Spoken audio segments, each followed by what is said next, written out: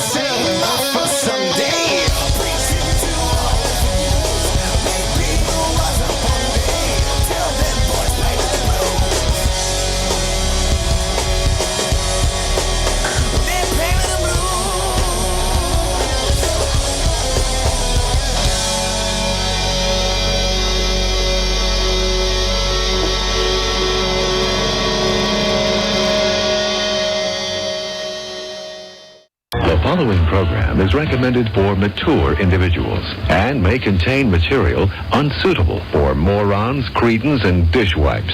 If you are a moron or a member of the PTL club, please turn off your radio, because we don't need any more stupid, narrow-minded, pencil-neck geeks who wouldn't know the First Amendment if it came up and bit them on the butt. Thank you. Rikki Roxx, Rikki Roxx. It's Rikki Roxx, coming out of the box. Bitches come in flocks, trying to steal his jocks. He needs to be contained with padded rocks. It's the Rikki Roxx show, spreading like the pox. Rikki Roxx, Rikki Roxx. Rikki Roxx, Rikki Roxx, yeah. Rikki Roxx, Rikki Roxx. Rikki Roxx, Rikki Roxx, yeah. Rikki Roxx up in your grill, motherfucker. Yeah. All right. Now mute that. And we are here.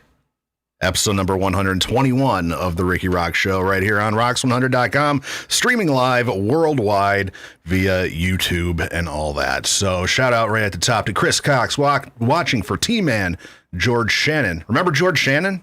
All the way from pre-100. Yeah.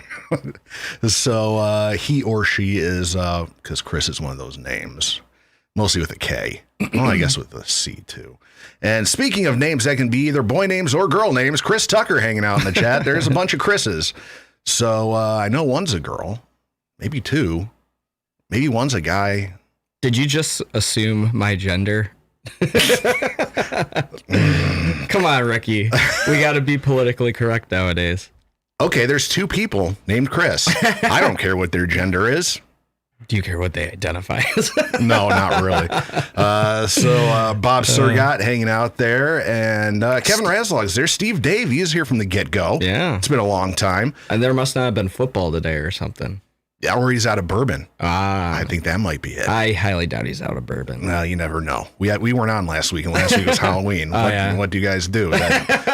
They give out candy and drink. And Steve Ingill, all the way from Mississauga, Ontario. And Steve says, 2 Chris's and 2 Steves.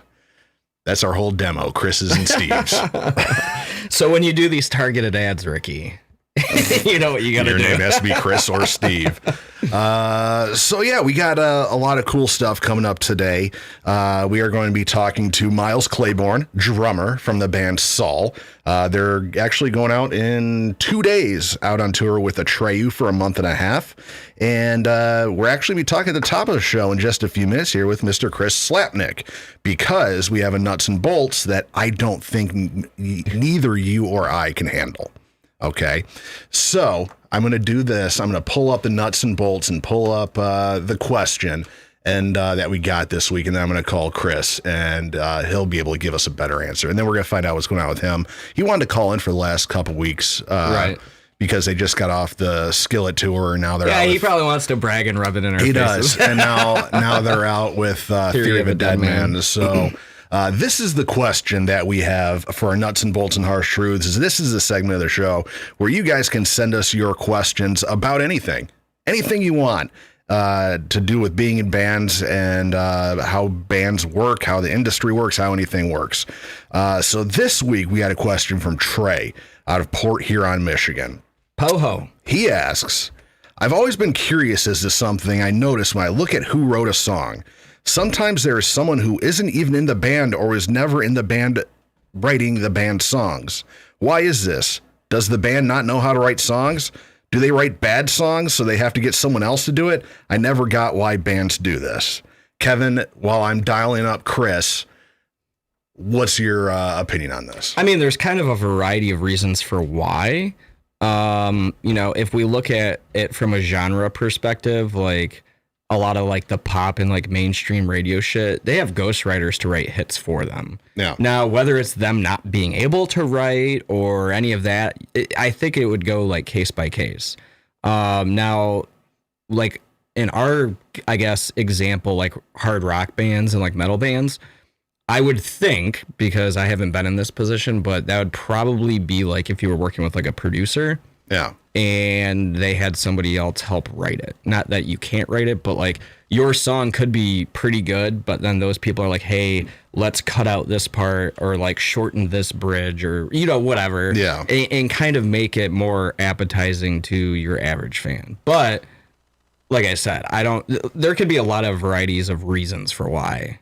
See, this question's been sitting there for a while but I'm like, I don't know how to answer this. Right. I don't know if you know how to answer this. I doubt you've been in a band where it's like, hey, let's get somebody outside the band to write songs for us. Right. And so I saw this sitting there. I mean, I've had this for I did months. have a little bit of a chance to do that with George. Yeah. We were going to work with like Alan Turner and who's the dude from ICP that he knows?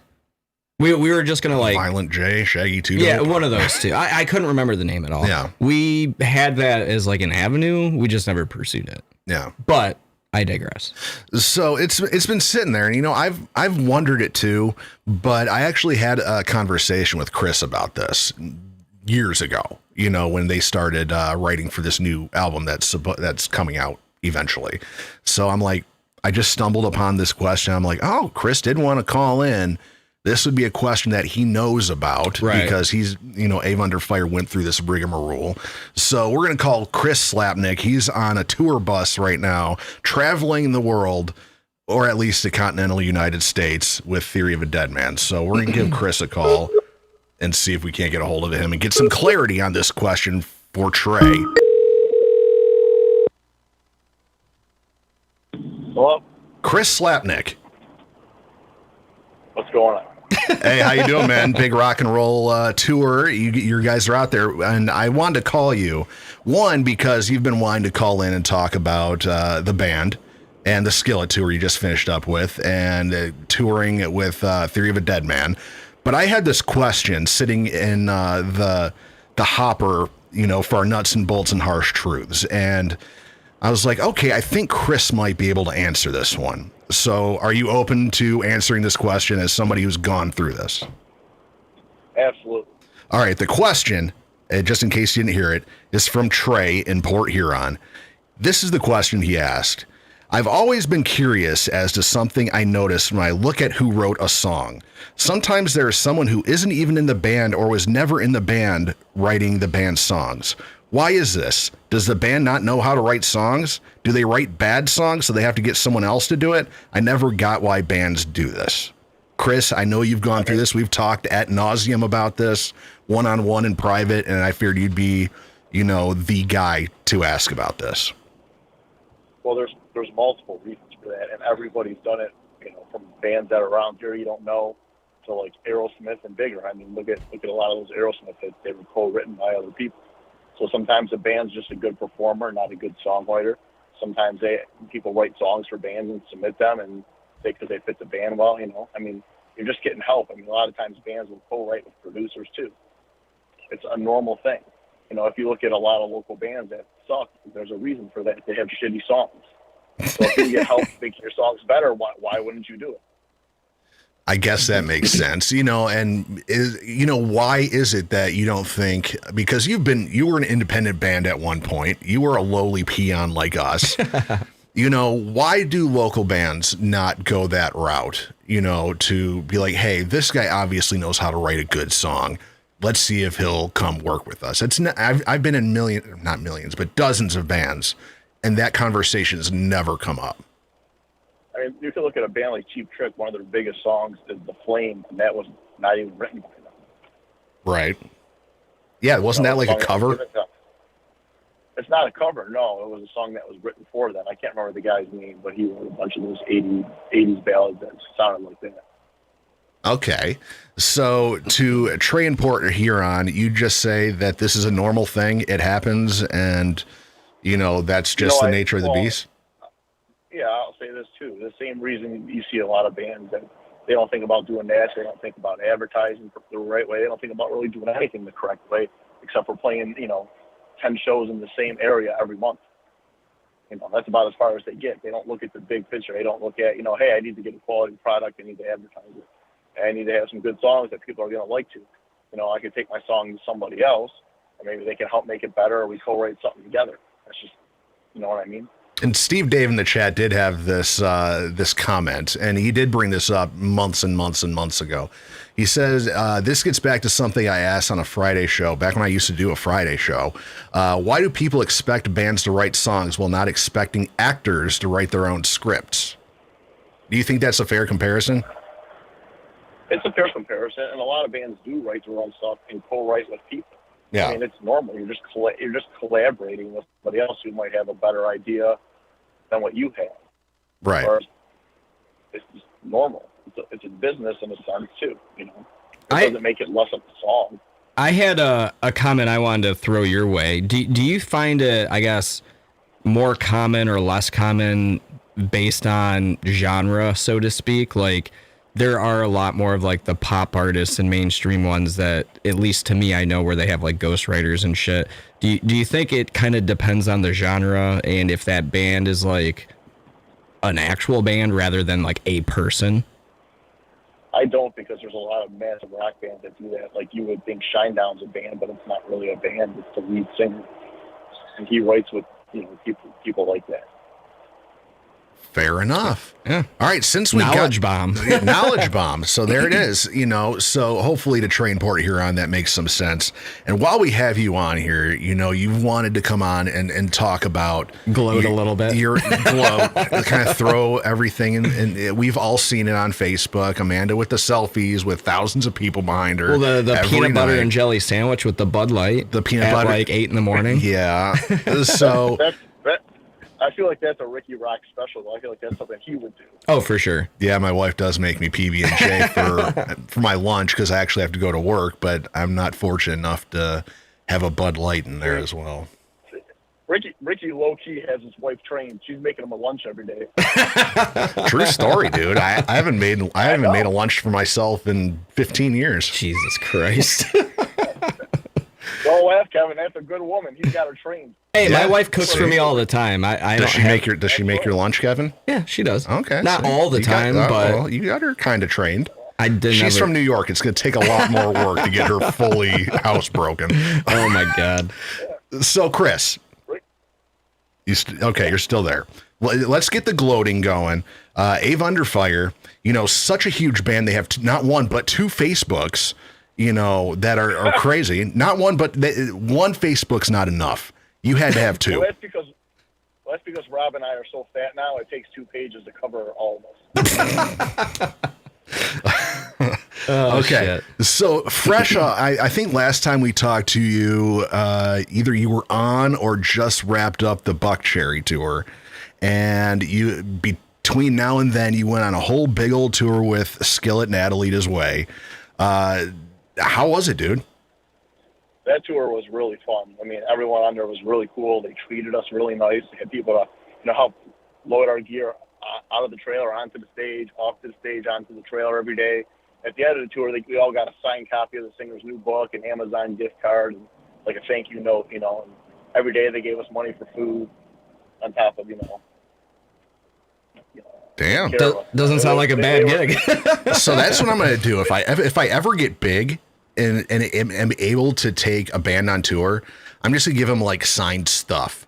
Be like, oh, Rikki Roxx signed this. Yeah, but you're going to fuck it up and be like, these are my drawers from last night and sign them in your shit. I'm just going to sign my underwear and be like, here you go, guys. Thanks for eating my shit all tour. The difference is, though, on that tour, it was an amazing tour. Now we're on, the Theory of a Deadman tour, which we've played a couple days. We've been last show we played was Wednesday, and we're not playing again until maybe, I don't know when we're playing with them again, maybe Saturday. We're off until then because, they got this COVID, all this nonsense. So basically right now, we're driving to Daytona. We're going to have a Florida vacation until Friday when we play with Metallica. Damn. So where are you right? Where are you right now? I can hear the train rolling. I am driving somewhere in in Florida, not South Florida, but driving the Airbnb we got. I don't know where I am, but somewhere. So you're in Florida right now.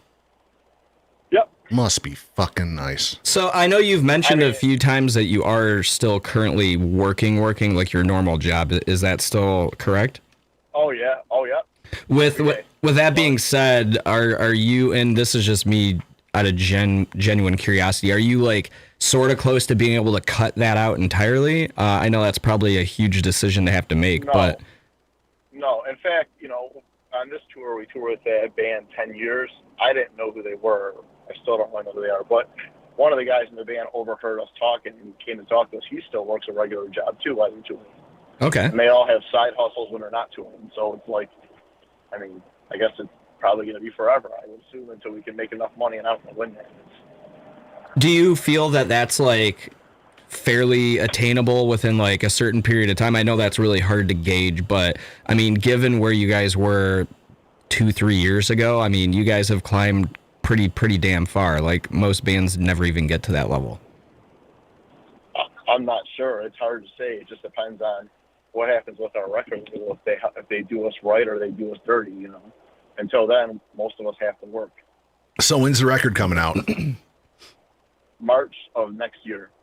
Oh, I thought it was, if memory serves me correct, didn't I hear something about like something happening in December or January? Yeah, they were going to do that, but the problem is that the music industry shuts down in December, so to release an album and then have them shut down until the middle of January would suck.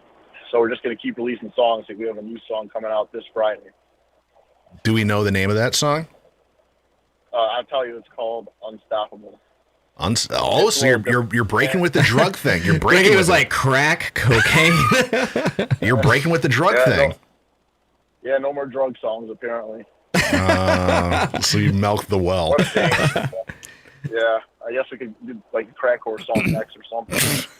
All right. It'll be called Crackcore, and then in parentheses, the Ballad of Christina Chris. Oh, I knew that was coming. Jesus, here it is. They just played the Kiss Cruise, I guess, and they're still out on tour with Sebastian Bach. Is that why you guys are in Florida? It's a shame that wasn't a Titanic Part 2, if you know what I mean. Coming with the fire. Jeez, so that fire's never going out. I love that's talking like to Chris. That's like the Olympic torch. It never goes out. Hey, listen, if you want to have fun, you can go on their Spotify page and see if it's all Indian people from Afghanistan or overseas still listening to them. Indian see if people they got from any real Afghanistan. listeners yet. Remember last time I was on, I had you look at their Spotify followers. You couldn't pronounce one of their listeners. Yeah. People also like bands. Yeah. I actually brought that to band practice one day, and I was talking to Jeff Land about it. And he's like, "Oh my God, that's fucking bizarre." Yeah. Well, and like I had said when we were talking to Chris about that, I had watched a couple like videos on the YouTube rabbit hole about like the shady shit Spotify does, and I kind of figured that's where he was going with it. But yeah, when you put it into context in real time, when you actually walk through it, and you were like, "All right, now look at this," and I'm like, shit, man. But I got to give it to Kaleido though. At least they had those weird Afghani dance stuff. I looked up Casting Shadows and we didn't have shit. So at least they got something going for them. There you go. All right. So how long is this tour with Theory of a Deadman going? That's a great question. I have no clue. It started. The first show we played with them was last Friday, and we haven't played with them since Wednesday. And I don't know when we're going back because shows keep getting canceled because of COVID. Really? So it's like, is there like a big upswing again, or is it kind of the thing where, to get in you have to be vaccinated, or these new weird things with actually getting in? Well, I think the problem is that they're scared of COVID because they're all vaccinated. They all wear a mask, and they take those, I don't know what they're called, tests every 3 days that aren't that accurate. So who knows? I don't even know if they're really sick. You know what I mean? Maybe they are. They're testing positive. So I had read a rumor on Facebook, and I'm prefacing it with that. Wow, there you go. No, and I just wanted to get something on Facebook. No. I want to get true. Chris's, I guess, standpoint, because he actually does this shit for a living. Do you think there's any, I guess, maybe bigger-ish bands that are canceling shows due to low ticket sales due to COVID?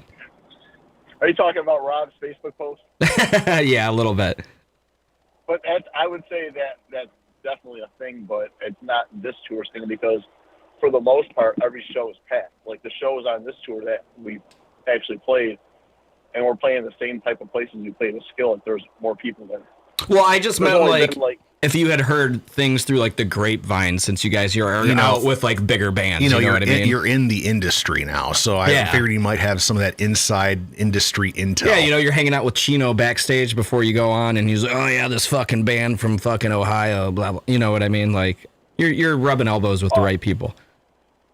Well, no, I just think that's true. That does happen. I agree with what Rob posted. I just don't. That's not happening here. I don't know what's happening here. Gotcha. Wow. So, but on this tour, we're not allowed. Like, it's so strict. We're not allowed to even go to the merch booth or leave our backstage area or have our own merch person. Really? We weren't allowed. We're not allowed. That's very strict. Wow. So you didn't bring a merch person on this run. So who do they have doing it? Like somebody that works at the venue or something? Yeah. So us in 10 years have to share a person every night. Wow. Damn. Yeah. We're on the Skillet tour. We went to the merch booth. Some of us went most nights, and Amanda went every night, and that was a big difference for us. So how is that? Because you guys are, like I said before, I see all EVA Under Fire 24 hours a day, 7 days a week on my Facebook, and you guys are. He subbed. I see all the pictures. I see everything. I see all because I'm Rikki Roxx and I can do that kind of thing. But it's like you guys make it a point to go, hang out with people, even if you have masks and shit like that. I'll see Amanda with pictures, ripped Corey out there with a mask on and no shirt, but wearing a mask, flexing. And so on this tour, it's no go. If we look like that with our shirt off, we'd all be shirtless too, though. That's a fair point. If I looked like Corey, I wouldn't wear a shirt. Right. If I look like him, I wouldn't wear it either. But I have fucking double D tits and a fucking beer gut. It's hilarious. At Shutter practice the other day, Josh was like showing off his fucking like washboard abs to fucking Steve. And I was like, oh, how long into our set until the fucking shirt comes off? We're like 30 seconds into bleed through, rips the fucking shirt off. All right. If I look like that, I wouldn't even. Go ahead with your question. Oh, I literally got nothing. I just want you're working. Everybody's, is everybody working on the road, or is anybody kind of hopping on this rock star thing? Be like, hey, backstage, we don't even have to converse with all these peons out there that are here seeing us. We can just party backstage now. Is this a thing, or when's the CHRIS Slapnik OnlyFans starting? It's not as fun as that. We're not allowed to have fun. You're not allowed to have fun? No, we have to be on best behavior on this tour. We actually enjoy going out and talking to the people. We don't think of that as a chore. Like, that's actually fun. So how is it? You've done a couple shows with Theory now and not being able to do that. Like, what are you guys doing? You guys just sitting in your closet backstage waiting to play, and then you were like, all right, I guess we're done. Wait for the merch guy to tear all the crap down. Let's go move on. Yep. That's about right. Lame. That's about it. That sucks. So you can't even go out and have a beer with people? No, I mean, I did sneak out and do that one day, but I was kind of hiding. Someone was like, this family saw me. They're like, can we take a picture with you? I'm like, no, I'm not supposed to be out here. Oh, you had to be that guy. Wow, look at Chris. He's some little kid or something. Like, can I get a picture? He's wearing his EVA onesie too on top of it. Can I get a picture with you? And Chris is like, no, fuck you, kid. Go away. I'm a rock star. Leave me alone. I put on a hoodie, jeans, and a t-shirt trying. I just didn't want to sit back there anymore. Right. It was 100 degrees right behind the stage in this closet. Literally, I'm like, this is awful. I gotta get out of here.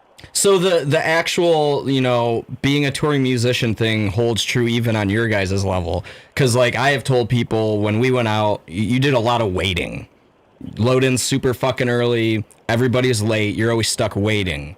And that still holds true to even what you guys are doing, right? Well, on this tour, we get to arrive at 4:30 most days, so it's actually a lot better. Oh, okay. So not only do they have to wait, but they have to wait in a closet. Yeah. They can't even go out and, mingle with people. They're like, go in your closet, slaves. Wait till I tell you to play, and then you play, and then you get the hell out of here. Right, and you be thankful you get that opportunity. Yeah, I would. We're gonna pay you an exposure. I've spent my entire year in a closet. Hey, it's time for you to come out of the closet. I think we all know. Well, not yet. I gotta save that for episode 200. We appreciate the opportunity, and there is some fun. Playing the shows is fun. Like when you're on stage, you get to play a lot of cool, legendary venues and stuff. That's really fun. Like I was excited to play. We're supposed to play the House of Blues, I think Tuesday here in Orlando. I was looking forward to that. That got canceled. We're playing the Fillmore the day after Thanksgiving. Yeah. Here in Detroit, right? Right. Oh, that's gonna be kind of cool. All right, so we did have a question in the chat from Steve Ingill out of Mississauga, Ontario. He wants to know if when the new album comes out, is it there going to be physical copies people can buy, or is it just going to be streaming and all that? There'll be both. Are you going to have vinyl? I hope so, but I don't know. Jeez, figured somebody would know. All right, so hey, if you get vinyl, I'll fucking pre-order that shit. I love me some vinyl. You want to talk to Rob? I guess we can throw talk Rob to Rob. on. I'm gonna throw Rob on. Here, hold on. And then if she's up to it, you could even talk to Amanda, the real star. Ooh. Oh man. Damn, we're getting the rock star treatment over here. Riff ain't getting this. Fuck you, Hightower. Hello. Hey, how you doing, buddy? Yeah, good. How's it going? What, are you sleeping? You sound tired or high. I was playing Nintendo Switch, and then Chris handed me the phone, all rude like. What game were you playing? There, I was waiting for it. I'm playing the Lost Levels on the Nintendo Switch store. It has like the old retro games on it. Yeah. If you got a Switch though, they added Genesis and Nintendo 64, which is fucking badass. And I've been playing that. And Nice. I realized I was much better at video games when I was 10 years old than I am now, but that's okay. See, Rob's the same age as me, so I'm like, oh man, Nintendo 64, how bitching would that be? Yeah, Kevin's like, oh, you don't have the new Skyrim? No, I've been sinking hours into new Metroid Dread, which is really good, and Age of Calamity. They still make those games? Well, no, this is the first like new Metroid game in like 16 fucking years. Oh, okay. Yeah, it came out a couple weeks ago. It's actually really solid, but Hyrule Warriors Age of Calamity, I've been trying to 100%, so God, yeah. Yeah, these games were hard back then. I don't know how we did it, but we did it somehow. Game Genie, baby. Everybody knows about that shit. Jesus. All right, so Rob, since we got you on here, you're the soft-spoken guy of the band. You know, you never talk. So A very tall, intimidating, soft-spoken man. yeah, you're the tall guy, 6'5", and you don't talk much. So getting you here on my low-rated internet radio show is huge. Is huge because usually it's Chris talking. So I'm excited for this. I like to keep a low profile because, as you already mentioned, I'm super fucking tall, so I'm noticeable always, and I don't always like that, so I just compensate for it by not talking. So this is, I imagine this is an issue for you. I guess more on the Skillet tour, since I guess now you guys can't go out and finagle with fans and all that. But during the Skillet tour, you were able to go out and hang out with people. It's got to be hard for you to kind of dodge, Right? all the fans because they're like, oh God, that guy's tall. And then when you go out with the normies, I like to call them, you can't miss you. They're like, oh, there's the tall guy who was in EVA Under Fire. Let's go talk to him. Did you get a lot of that on that tour? Yeah, a little bit. We had more options on the Skillet tour, as Chris had probably mentioned, as to what we could do. So there were some days I went out there. I'm not very good at talking to people I don't know. It's hard for me to talk about something interesting with the conversation. Kind of goes the same a lot of the times. It's like, hey, great show, like your band. I just don't know. I'm not the guy to take it farther than that. Chris is great at that. Amanda's great at that. Corey's pretty good at that. I'm just like, oh, thanks. And then I just want to run for safety. And then it's that awkward silence and be like, all right, well, I guess I'll see you later. He puts together like a haphazard sentence like, hey, how are you from today? What? Yeah. I mean, I absolutely appreciate every single person, but I'm not like very good at the back and forth. It's like, oh, you said something to me. I said one word back to you. Now I need to get away. Now it's awkward, and now nobody's saying anything. You're like, oh, I guess we'll just. Yeah, that tall guy over there is fucking weird. So have yeah, have that's not a bad thing either. There was a lot of bands that people I'm not saying I'm mysterious in any way, but they're just like they don't know anything about them, and I kind of like that a little bit in this age of the world where everyone's on social media and you know what somebody's doing, like what your favorite artists are doing every minute of the fucking day. Like, I'm glad that people don't know what I'm doing every minute of the day. I actually get yelled at for not posting enough. So you're like the equivalent of like Kane from WWE. Everyone wants to see what's under the mask. So like everyone's going to want to know who is Rob. And then with Rob, it's like, I want to see the man, you know, with the clouds taken away from the high atmosphere and see what the guy actually looks like. There's a lot of clouds up here. I don't know. So have you you're just going to see an ugly face. That's all you're going to see. Take the clouds away. Have you found, you know, since you guys have been doing this for a while now, this is your third, you know, tour, you know, has it gotten easier for you to talk to people? Because, you know, there's people, you know, I'm not that guy. I can talk to anybody about any damn thing because I'm usually drunk at the time, but I can talk to anybody. Have you found it easier, you know, as you've gone on to maybe eke out a second sentence? Yeah, I mean, it's cool. I don't mind talking to anybody, but I'd rather the conversation be like a real conversation, you know? Like if I'm going to invest, if it's just me and you, or if it's just me and a fan, and we got a second to talk about stuff, and let's go over here away from the noise, right? I don't have to shout over music or shout over other people talking to talk to you, so I can actually hear what you're saying, you know? Because as you mentioned a couple times now, I'm super tall, so like words don't travel as high up as I need them to sometimes. So like then I got to bend over and like try to hear what people are saying, because most people are like half my size. Well, especially if they have a mask on too. Somebody's saying, yeah. They just I'd rather hear what somebody's saying and have a real conversation with somebody. We just obviously don't have the time for that every single show. But to answer your question, I mean, I have no problem sharing in a moment with every fan that comes up. But is anything beyond that, we got to go off to the side where I can actually understand what you're saying. I got a big idea for you guys. Do VIP Mysterious Man meet and greets with Rob in a nice, calm, collective area with no interruptions. And like a step stool ladder kind of thing. Yeah, with some phone books available for people to stand on, and we got some incense, some candles. Ooh, there we go. Maybe some mood music. I don't know if you guys remember those old commercials with they're selling you CDs on TV, and there was something I remember from when I was a kid called Pure Moods. Wherever that fucking CD is nowadays, if we could get that, play that in the background, that'd be great. We'll just burn a CD for you called Pure Rob, and we'll throw a bunch of shit on it for you. He's got Enya playing in the background and some Nag Champa incense. Oh man. Oh God. I've been listening. I don't know if you guys have ever heard of this band, but somebody turned me on to this band called Eskimo Callboy, and they're like metalcore, heavy stuff, breakdowns, but they have like super singy, dancey choruses. Obviously, it's been done by bands like Attack and all this stuff before, but this is just like, they're a German band, and it's been like an earworm for me. So you guys should check that out. Who is the band videos again? Are funny as hell. It's called Eskimo. Eskimo Callboy, Callboy. Instead of call girl, so I'm assuming a call guy or a phone center for Eskimos. They're a band that doesn't take themselves seriously. I could get down with that. You'll be able to tell if you watch one video.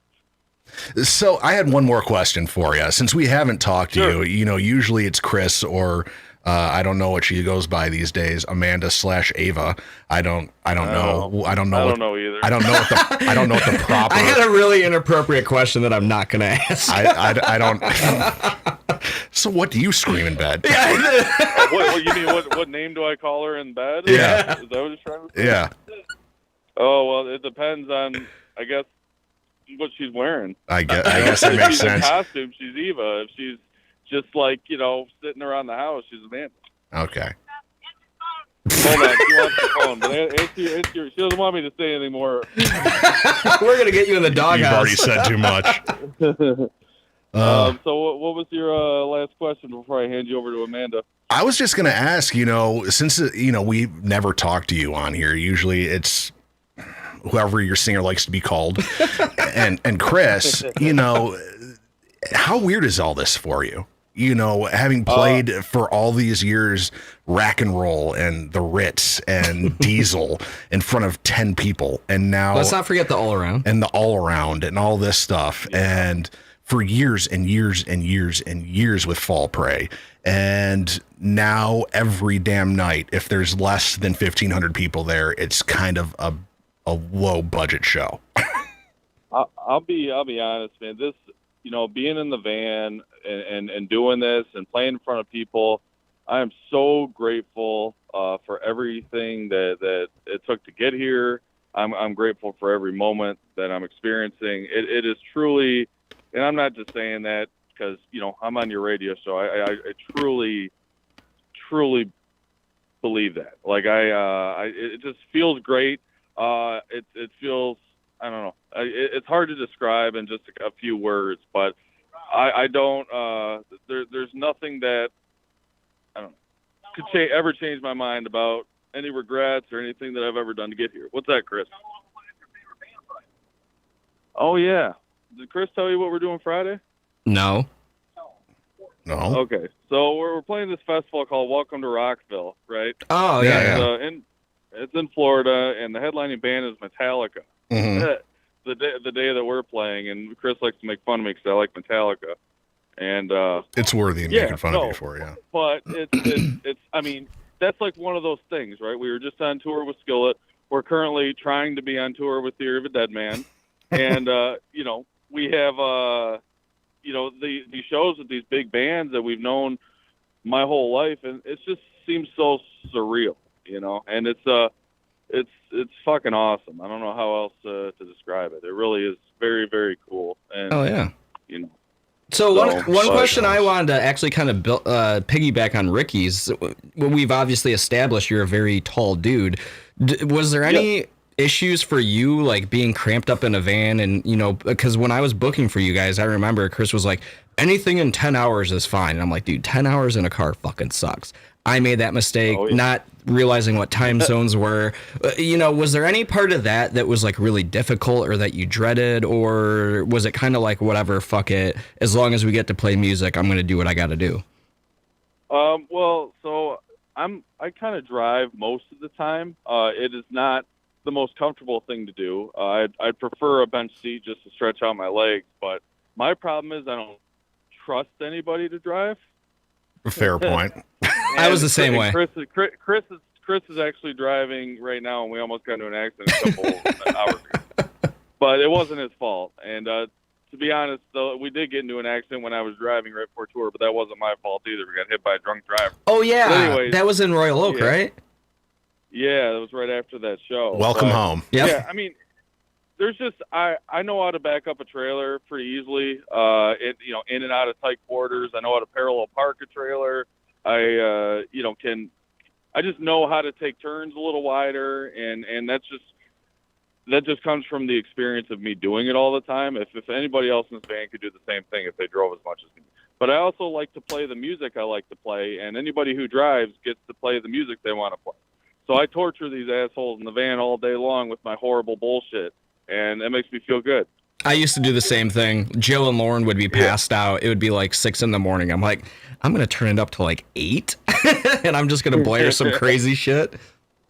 Oh yeah. I jump all around. A lot of it's heavy stuff, but then the other day or last week I was playing like Backstreet Boys and just all kinds of fun stuff. Yes, sir. There you go. The real boy band. Last night I was playing Usher and stuff, and then there's a lot of heavy stuff mixed in too, but some fun stuff as well. So anytime Chris drives, all I hear is Marilyn Manson and Korn. Maybe some Limp Bizkit. I figured some Kaleido would have been mixed in there too. Okay. And Kaleido, yeah, I forgot about that. And Deftones. Oh, okay. So you guys have gotten like 3 you've gotten a couple like really nice bigger tours under your guys' belt. Is there something you can say that you take away from each one of these that like isn't necessarily mind blowing, but something you can go, oh hey, like almost like a tour hack kind of thing? I would say, it's kind of like the same as doing anything, any kind of business entity. Communication is essential. You can't have enough of that, so you're always in the know of what's going on. Communicating with the tour manager of the headlining bands, like I tour manage this band for these last couple tours, but I was always in constant contact with Andy, who's the tour manager of Theory, and Scotty, who was the tour manager of Skillet. That was a big one. Try not to. You got to roll with the punches. If you take one little thing too seriously, you got to have a backbone. I mean, we make fun of our sound guy all the time. I don't know if fucking Jeremy. Poor Jeremy. Fucking Jeremy. I don't know if Chris told you but he took a photo in like Oregon or Wyoming or one of those fucking states, and there was like mountains in the background. It was a really beautiful picture. So what did I do? I photoshopped his face out of that picture and put a bunch of naked dudes behind it, and Chris turned it into a magnet, which is now sitting on the side of the van as we drive. Oh my God, that's fucking hilarious. Yep. So and funny. We actually made them into pictures and frames, which we forgot at the last show we played. So whoever picked those up was like, "Oh, I remember seeing that guy." Oh man. So it sounds like you guys are definitely enjoying yourselves and having fun. Yeah, but there's obviously in the COVID era touring, there's always that caveat of, is the fucking show going to be canceled? So you just gotta, I'd say another big thing is prepare yourself financially. I don't even know, a lot of people aren't in that position or can't be in that position, but if you ever wanted to tour, it's going to be little to no money initially, and then you just have to be able to fall back on something. And I'd say communication, have some money in the bank, just so you're not like super stressed out the whole time, and roll with the punches. Try to have a good time. So the tour managing thing, like, how did that come across? Like, kind of like organically? Like, did you just kind of say, "Hey, I'm gonna take the reins on this"? Because I would imagine, doing that kind of stuff, if you're not used to doing it, it is quite the different entity to tackle. Sure, it was a learning curve at first. I've kind of got my head wrapped around it now. Like in the beginning, they asked us for a rider, like before the Skillet tour, and I don't fucking know. Like I'm used to getting dog shit at shows. like you're actually asking me what I want. Like you're gonna buy me stuff, okay? So I didn't know what to ask for. So I asked for like water and like some towels after we got off stage if we're sweating or something, and like that was pretty much it. And then I get there, and then the tour manager of Skillet's like, well, normally bands ask for this and this and this and this and this and this. I'm like, are you fucking serious? So we turn that into asking for like a little bit of alcohol, a case of water, some chips and salsa, and like on this tour we're asking for all of that on top of some peanut butter and jelly and stuff. Because what you got to think about is your days off. You don't want to spend a lot of money eating out on food, so you take take that stuff with you. You take your hospitality with you, and then you eat it on your days off. Yep, for sure. But the way the tour manager stuff kind of came about is, Chris still works the job, Ed still works the job. I like to be in the know of everything, and what better way to be in the know than to handle it all? Corey just takes his gun show on the road. Yeah. But I was available, basically, and I don't mind doing it. I have management experience throughout other parts of my life, so why the hell not? So, it was a learning curve at first, and now it's it seems pretty easy. Like I said, it's just communication. Is that maybe something that, if Ava's not out on tour and a band hits you up, hey man, we need a tour manager. Is that something you'd be open to doing? Going out on tour with another band and just running, doing the tour managing thing? So I should add that my own little caveat, saying that I'm not getting paid for this. So the only band I'm going to tour manage for free is my own. Well, right. But I'm absolutely open to helping other people out, but I can't do it for free. Could you imagine how easy it'll be? Oh, just go find our tour manager. Who is he? That super fucking tall guy. You can't miss him. Well, you got to be willing to handle. I mean, the hardest part, honestly, is probably handling 5 or 6 different personalities in the band, and it's kind of hard for them to, I'm sure, take what I say seriously, because I'm just a member of the band. I'm not like some outside entity telling them, hey, you got to do this, you got to do that. They probably listen to that sometimes. Other times they're like, yeah, fuck that guy. I'm not listening to him. So you just got to get a shirt that says staff on the back, and then everyone will take you serious. You see, yeah. Maybe I get like a whip and a taser for Chris. Save that for the bedroom, brother. I'll save that for Eva or Amanda, or depending on how she's dressed. Probably Eva. If it's a whip, it's probably Eva. Oh. I'm not going to say what I wanted to say. I can't go into that. All right. So you got any last things you want to say before we let you go and we move on with the show here? We're going to be talking to Myles Clayborne from Saul in the 8 o'clock hour. You got anything else to throw out there? Well, I guess, are you going to end with me, or are you going to say hi to Amanda real quick? I guess we got to throw Amanda on. I guess we can say hi to Ava. All right, I know. It's like the Under Fires don't get a lot of attention. So, she usually gets it all the time. So nice, do you guys like inside joke refer to yourself as the Under Fires? Ava and the Under Fire. Well, that's our cover. That's going to be our cover band when we don't tour with Amanda back home. We're going to be the Under Fires. Oh, that's beautiful. That's awesome. Yeah, but it was nice talking to you guys. We'll try to set something up for when we get back home for talking about the whole tour experience. But I'll hand you over to Amanda right now. All right. All right. Amanda, a.k.a. Ava, a.k.a. singer, maybe. Mental health check. You guys just heard from Chris and from Rob, and this is what I deal with all the time. But I'm fine. Emotionally, I'm okay. So were you sleeping? I want you to know that. Were you sleeping? Oh, yeah, totally. I try to ignore them as much as possible. Oh, man. This is where the lead singer thing starts to branch off. Next tour, it's gonna be all right. I need my own driver, my own van. All of her selfies and videos where she looks so happy and content. Now she's like, I'm with these assholes 24/7. She looks so humble. She looks so humble in these pictures, and now we get the truth. Fuck these dudes. Fuck Under Fire. I'm Ava.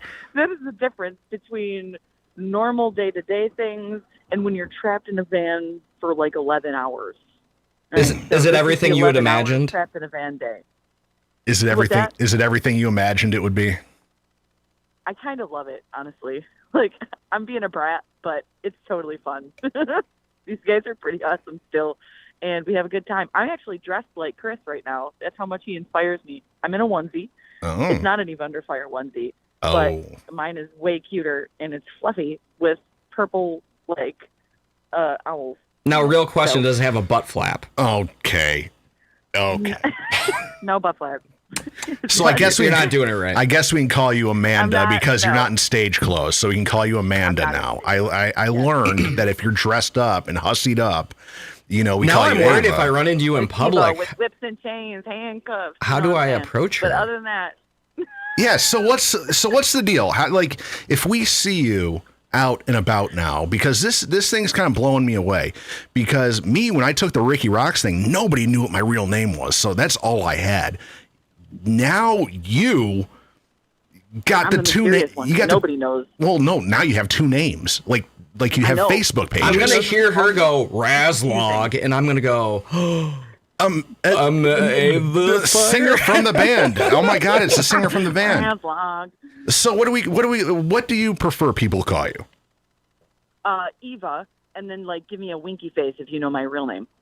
Okay, so you go, hey Eva, wink wink. I know you from way back when. No, I'm just, what, honestly guys, it doesn't matter to me. This was a way for me to I think I've explained this a little bit before with you guys, maybe last time we talked, but it was just a way for me to differentiate between businesses. But now it's become this kind of confusing thing for my hometown people that I've known for a million years. Mm-hmm. It's just tell me, hey, you, Amanda is fine. Eva is fine. You guys and I go way back. It's I took a lot of inspiration from Rikki one Roxx. of the producers I met. Yes, from Rikki Roxx, for sure. Yeah, you got to have a rock star name. Amanda wasn't it, so I changed it. No. See, Rikki did it for ego. You did it for business. There's a big difference. Oh, now it comes out. Okay, well, he's not lying. I mean, Rikki Roxx is a pretty cool rock star name. I'm just saying. I think that one of the producers that I met with had like met Lady Gaga at one point, and she introduced herself as, "Hi, I'm Stephanie," or Gaga, or whatever. And I felt that in my soul. I was like, "Hey, I'm Eva," or Amanda, or "Hey, you." That works. All of it works. So. Oh, okay. I mean, like, as soon as you brought that up, it kind of made sense. Like, it's almost like not a character, but like you have to have something for like normal people to like attach to. That's not necessarily Amanda from Ava. Like, you have to have that entity, right? This is how I approached it. I agree. This is how I approached it with the Rikki Roxx thing and Ava. Amanda, whatever you want to be, whatever, this is how I approached it. When I'm not Rikki, when I'm just Jason at home, I'm very quiet. I stay away from people. I kind of tend to myself, and then I throw the makeup on, or I come on air, and then I turn the Rikki Roxx thing on, which is kind of my extroverted, kind of like alter ego, the person I wish my normal person would be. More extroverted, more talking to people and being able to talk and go out in front of people. And where Jason, it's just like, I'd rather just sit at home and play fucking video games all day. Is that kind of the same thing, that you kind of have that switch where you go from, all right now I'm Amanda, I'm going to read a book on psychology. And then when I get to the venue, I have to turn on rockstar mode. And that's when Ava Marie comes out. It became that, honestly, which is funny that you bring that up, and I'm totally like how Christina Chris has that alter ego Jane. That was a thing too. She turns on the hardcore rock star thing, and she's Jane. So maybe it's the same. Yeah, let's not diminish the quality of Amanda's work. Okay. Oh Lord, here we go. I'm not like the other one that you spoke to earlier, so I'm gonna just bypass that total reference. But honestly, I get what you're saying, and I think that it's valid because I think many people who are creative experience that, where there is kind of like this duality within your personality, and this is how we express both sides, or all sides, depending. I mean, another reference that I think is like a giant reference from Detroit is Eminem, with Marshall Mathers and like all the different personalities that he explores on his records. And so, and he's got like names for everybody, right? So I think that's interesting. Don't do Ken Kniff from Connecticut. I knew you were going to go there. Ken Kniff. It's something that I think came up later because a lot of people that would see us play live, I would hear about it afterwards, like, who in the hell was that? What is that? When you go up like on stage, like how does that all that noise came out of you? And I'm like, yeah, it's so much fun. But it was confusing for people because a lot of people that do know me in real life, like you were saying, Rikki, just have this very different idea of how I come across, and then you get to see me live, and it's like this totally different character. So it did make a lot of sense in that regard. So, I had a quick question to kind of piggyback off of a little bit. We talked with Chris and Rob. So, like, they had mentioned, with the whole COVID restrictions, there was like times when you were actually going out to the merch table and like interacting with fans as opposed to being locked in the closet, as they would say. Given the fact we know how you are, like, just as a person, was that kind of difficult to like interface and interact with the fans, with all the restrictions and just like it making a little bit more awkward, I guess? No, it hurts my soul when I can't, but being out there in any way, shape or form is like so much better for me. I don't care what we need to do. You keep your mask on, whatever, sign language only because people can't hear you when the venue music is playing or whatever. I started to tell people, like, every time I had to like take a photo with my mask on, and I would put my rock hands up, right? And I started to tell people, okay, see, if you draw a line from my first finger to my pinky finger, that's my smile. Like, okay. See, you should be able to go out there and you should be able to go out there and be like, oh, that was Ava on stage. I'm Amanda. I'm Ava's twin sister. You go wipe off all the makeup and go out there and be like, I'm going to run into her and she's going to say that. And I'm going to think, oh, it's the other one, and then walk away. No, but see, okay. So the last time we spoke, Rikki, you were telling me about like, how I guess I come across as shy initially, right? I was like, yeah, no, I really like attention. I purposefully go out there in stage garb. Like, I want people to know I was just on stage. Here's my new tour jacket that I worked on, right? I've got it all painted up, and there's like cool, like gold spiky things on the shoulders. Or I go out there and I've got like a sequin, jacket on with a big bright makeup or whatever. I'm like, yeah, we played here. Take pictures. So cool. I gotta say, your stage get up has me totally jealous. I wanted to actually ask, is that like stuff you're doing? Because I know Lauren used to like modify shit like in the back of the van. Like, are you like doing all that on your own, or are you big enough to where you have like people like that do it for you? That's cute. She has design team. Well, who knows? She could have a person like sending shit to her, be like, hey, like I mocked this up for you. I don't know. There are some really cool other creative people though that have given me some rad ideas and like really cool, like, hey, this is a cool Pinterest page to get ideas and concepts and stuff from like that. But just like other people that we meet at the venues or people that have commented on my tour jackets is what I've started calling them, and say, hey, if you ever need somebody to do your stuff for you, here's another artist that does some similar work. I'm like, oh, that's really cool. But no, it's just me with my little sewing kit in the van. And I think the last tour jacket I made was I experimented with some kind of Halloween, what is it? It's like the latex, the melty latex. Yeah. So I got like a melty latex. Yeah. Be careful with pyro wearing that shit. Skull, yeah. Right. And I've started to realize that like this stuff doesn't, because normally I just buy stuff from like Value World and I don't care if everything goes into one. I'm not like a laundry Nazi where everything goes in one pile and gets washed and dried, and like if it can't go in the machine, it just doesn't work for me. But these are like different things. I've got to like wipe it down with like the sanitary cloths and stuff like that because I can't put it in the washer. I'm like, how do people do this? And then I started to learn how nasty touring can be because people just Lysol it and stick it back in their wardrobe. And I'm like, oh, this is how this works. That's what I did on our weekend run. Yeah, I just put my stuff on the air conditioner. You haven't showered with hand sanitizer? Come on, you're not doing it right. When I went out with casting for those 3 days, I had one stage outfit, and after every show, I just throw it on top of the air conditioner and let it air dry and cool off and throw it on the next day. And when he says air dry, he means everyone else in the room had to suffer. Oh, God. It's a thing. Yep. That's why you and Chris get along so well. Sure. That's fine. All right, Amanda, we're going to let you get back to sleep and let you guys continue driving. We're going to touch base with you guys again. We're going to try making this. This was supposed to be a weekly thing where we kind of touch base with you guys on your big, epic North American touring.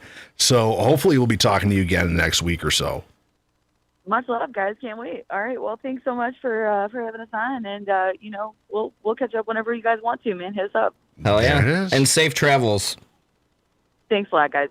Okay, we'll talk to you soon. Bye. Bye. All right, that was 3/5 of EVA Under Fire. Went way long on that one. That was just supposed to be a nuts and bolts thing and a quick update. We got 3/5 of the band. So we're going to jump into right now our beer of the week, and then we're going to piggyback that into our Pump It or Dump It band of the week. So this week, our beer of the week is from Founders Brewing Company out of Grand Rapids, Michigan. Steve, Dave, this one's for you, even though you don't drink beer anymore. This is Founders Brewing Company out of Grand Rapids, Michigan. Their KBS Cinnamon Vanilla Cocoa Imperial Coffee Stout. This is a 12.0 ABV. 45 IBUs. I picked this one up for $24.99 because I have a job for making them tendies, baby. Wow, for another week. And I picked this up for $24.99 for a 12-ounce bottle. So this comes out to about $6.25 each. I picked this up from B&B Beer and Wine in Chesterfield, Michigan, just a hop, skip, and a jump away from Diesel in Chesterfield, Michigan. Quick description on this one. Here's one for the cocoa lovers. KBS Cinnamon Vanilla Cocoa, the sumptuous deep coffee and chocolate flavors of KBS rise to the next level with a swirl of cinnamon and a hint of vanilla to create a sweet, but not too sweet barrel-aged drinking experience. It's a whole new spin on KBS that's sure to sweeten your spirits. Untapped.com gave this an 8.3 out of 10. Kevin Eugene Razlog, what are you thinking? Not a fan. No. I don't know what it is, but I'm really not a fan of it. This is very chocolatey. It's very No, chocolatey. it is very chocolatey, but at the same time, it's almost like watered down. See, I don't get that at all. So I feel like I'm drinking like RC Cola version of like chocolate. I don't know. To me, no. See, the reason it's not really good. It's not good. The reason I picked this one up is because usually Founders KBS is a barrel-aged stout that comes out every year. You know, and people, because every year it tastes different because they age it for all these different years. This tastes really watery. So every year, you know, it tastes a little bit different. Some people be like, oh, the 2019 KBS was better than the 2020 kind of thing like Fair, this. yeah. And then I saw this. I'm like, oh, this is the KBS series, but with the cinnamon vanilla cocoa thing. So See, I get no cinnamon.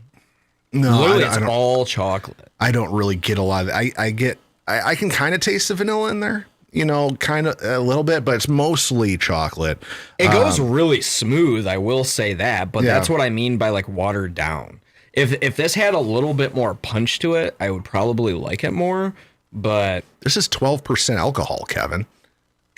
This could be bad news. Yeah, that's what I was about to say. You know, this is a beer that, you know, you're like, oh, it's smooth, but if it had a little bit more punch, I'm like, dude, this is 12% alcohol. So it's not enjoyable, regardless of the alcohol content. To me, the fact that you said, it's 12%, now I know, oh, I could get fucking obliterated on these. Thank you for telling me. Yeah. But, like, from a drinkability standpoint, no, like, I'd be wanting, like, I'll move on. If it had more punch from a taste flavor profile, I would probably be more about it. But, yeah, I don't know. It feels like I'm drinking chocolate water. This is, you know, this is what I like to call a sipper. You know, you're not gonna, you know, I think that's probably why they have these in 4-packs instead of 6-packs because, you know, you're not slamming these. You know, this is something that you're, you know, now that we're getting into winter, you know, it's a thicker, darker stout, you know, and 12% ABV. You know, if you opted to fucking blow these away, you're gonna get kind of fucked up on it. But this is a sipper. You know, this is something that, you know, I wouldn't sit in my basement. Well, I will, but go down the YouTube rabbit hole with this. That would be bad news. This is something you do if you're going to sit by yourself. You'll sip it and you'll get your buzz without having to drink too much of it. What do you think on a scale of 1 to 10? I'm just going to go a 5. 5? Yowzers in my trousers. I'm going to go, let's see, I'm going to go 8.5 on this one. It's good. You know, I think I prefer the regular KBS over this. You know, usually every year I'll get that year's KBS and it blows me away. It tastes freaking killer. You know, some years are a little bit better than others, but how do you rate this one compared to other years? Well, if I'm just getting the regular KBS, you know, I'm usually at an 8.5, 9. You know, if it's a really good year, I might go a 9.25. You know, so this isn't too far down. Okay. You know, it's just, you know, it's very chocolatey. You know, it's not your typical, you know, KBS is a bourbon barrel aged stout. I figured I would have got a little more of the bourbon-y, like the wood barrel aged flavor in it. This, you know, as compared to other KBSs, this is more chocolate rather than the bourbon Steve barrel. says I scored it way too high. So Steve doesn't like it. I never had a KBS I enjoyed, Kevin. Maybe it's a Michigan thing because a lot of beer snobs I know up here, you know, wait for the day that KBS is released. You know, it's like a holiday up here. Oh, so it's like game release. They go at midnight in front of the store. And wait. People will go in the morning, you know, if they know their spot has KBS, and they'll go buy literally cases of this shit. Damn. You know, the KBS, you know, it's a big deal. You know, the KBS will usually sell out. This is a derivative of it. So I was interested to kind of check this one out rather than. I mean, the packaging and everything looks nice. I mean, even like the color and everything of it looks nice. It's just missing it totally on the execution for me. Well, there it is. Beer of the week, Founders Brewing Company out of Grand Rapids, KBS Cinnamon Vanilla Cocoa, 12.0 ABV, 45 IBUs. Kevin gave it a 5. I gave it an 8.5. For $24.99, it's a little on the high end. You're paying about $6.25 per bottle. So it's a little on the high end. So we're going to go right into our Pump It or Dump Band of the Week because we got to talk to Myles Clayborne from the band Saul. They're going to be going out on tour with Atreyu on the 9th. I'm going to go smoke while you do this. And we got to streamline this a little bit. Fiending. So this week we have the band Stickman out of Vancouver, British Columbia. If you are into post-grunge melodic hard rock, you might be into these guys. They have a new song out on their brand new full-length album called 3 out of 10. This song, Just Me, is their new single that they just released probably about a month or two ago. Find these guys, facebook.com/Stickman Vancouver. Info on these guys, a powerful trio of seasoned musicians. Stickman's spirit is rooted in the late 90s and early 2000s. Stickman brings a new energy and a new feel to the post-grunge melodious hard rock sound. So we're going to check out their song, Just Me. Last week we had the Autumn Killers out of South Wales, UK. Only 2 votes, so we're not going to talk anymore about them.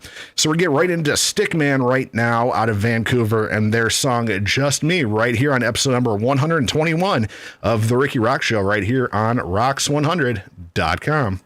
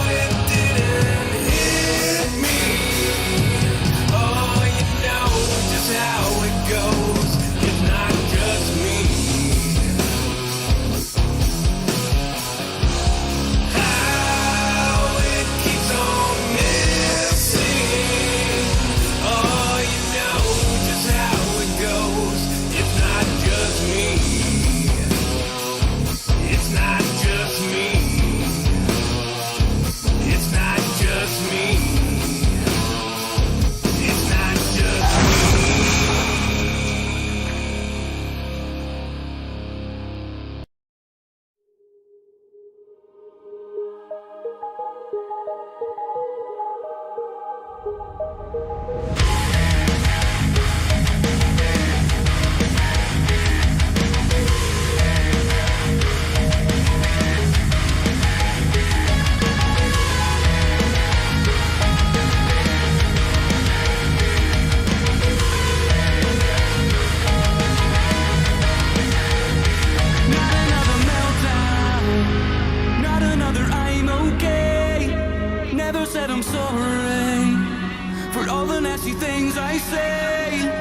Just another blackout, counting all the wasted days, weighing all my losses.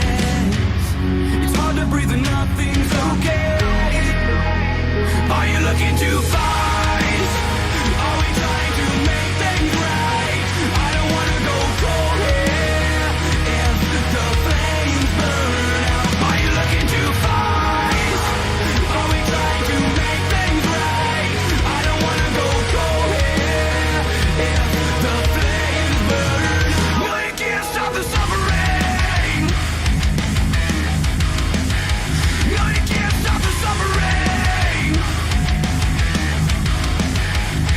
Taking back the moments, every single one that we made. Gather all my losses, remember where I hid my strength. Justify the damage, 'cause I don't mind feeling the pain. Situation savage, it's hard to breathe and nothing's okay. Are you looking to fight? Are we trying to make things right? I don't wanna go cold here if the flames burn out. Are you looking to fight? Are we trying to make things right? I don't wanna go cold here if the flames burn out. No, you can't stop the suffering. No, you can't stop the suffering. No, you can't stop the suffering. No, you can't stop the suffering.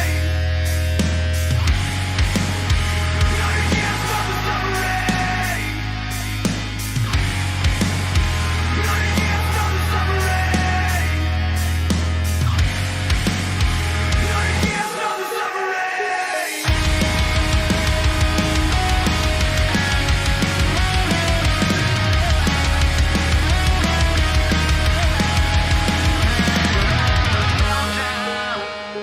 Not another I'm okay.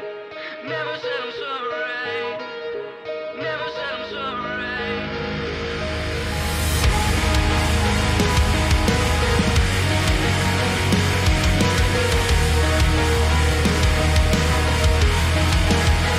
Are you looking to fight? Are we trying to make things right? I don't wanna go cold here if the flames burn out. Are you looking to fight? Are we trying to make things right?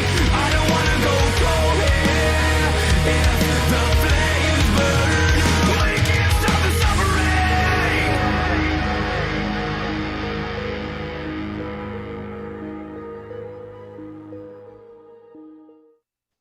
Yeah, there it is. Oh, gotta Jesus. turn that off. Turn that off. Let's try that again. All right, there it is.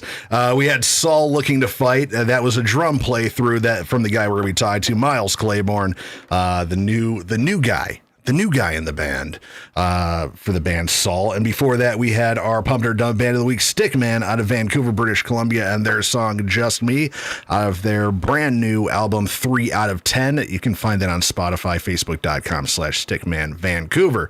What'd you think, man?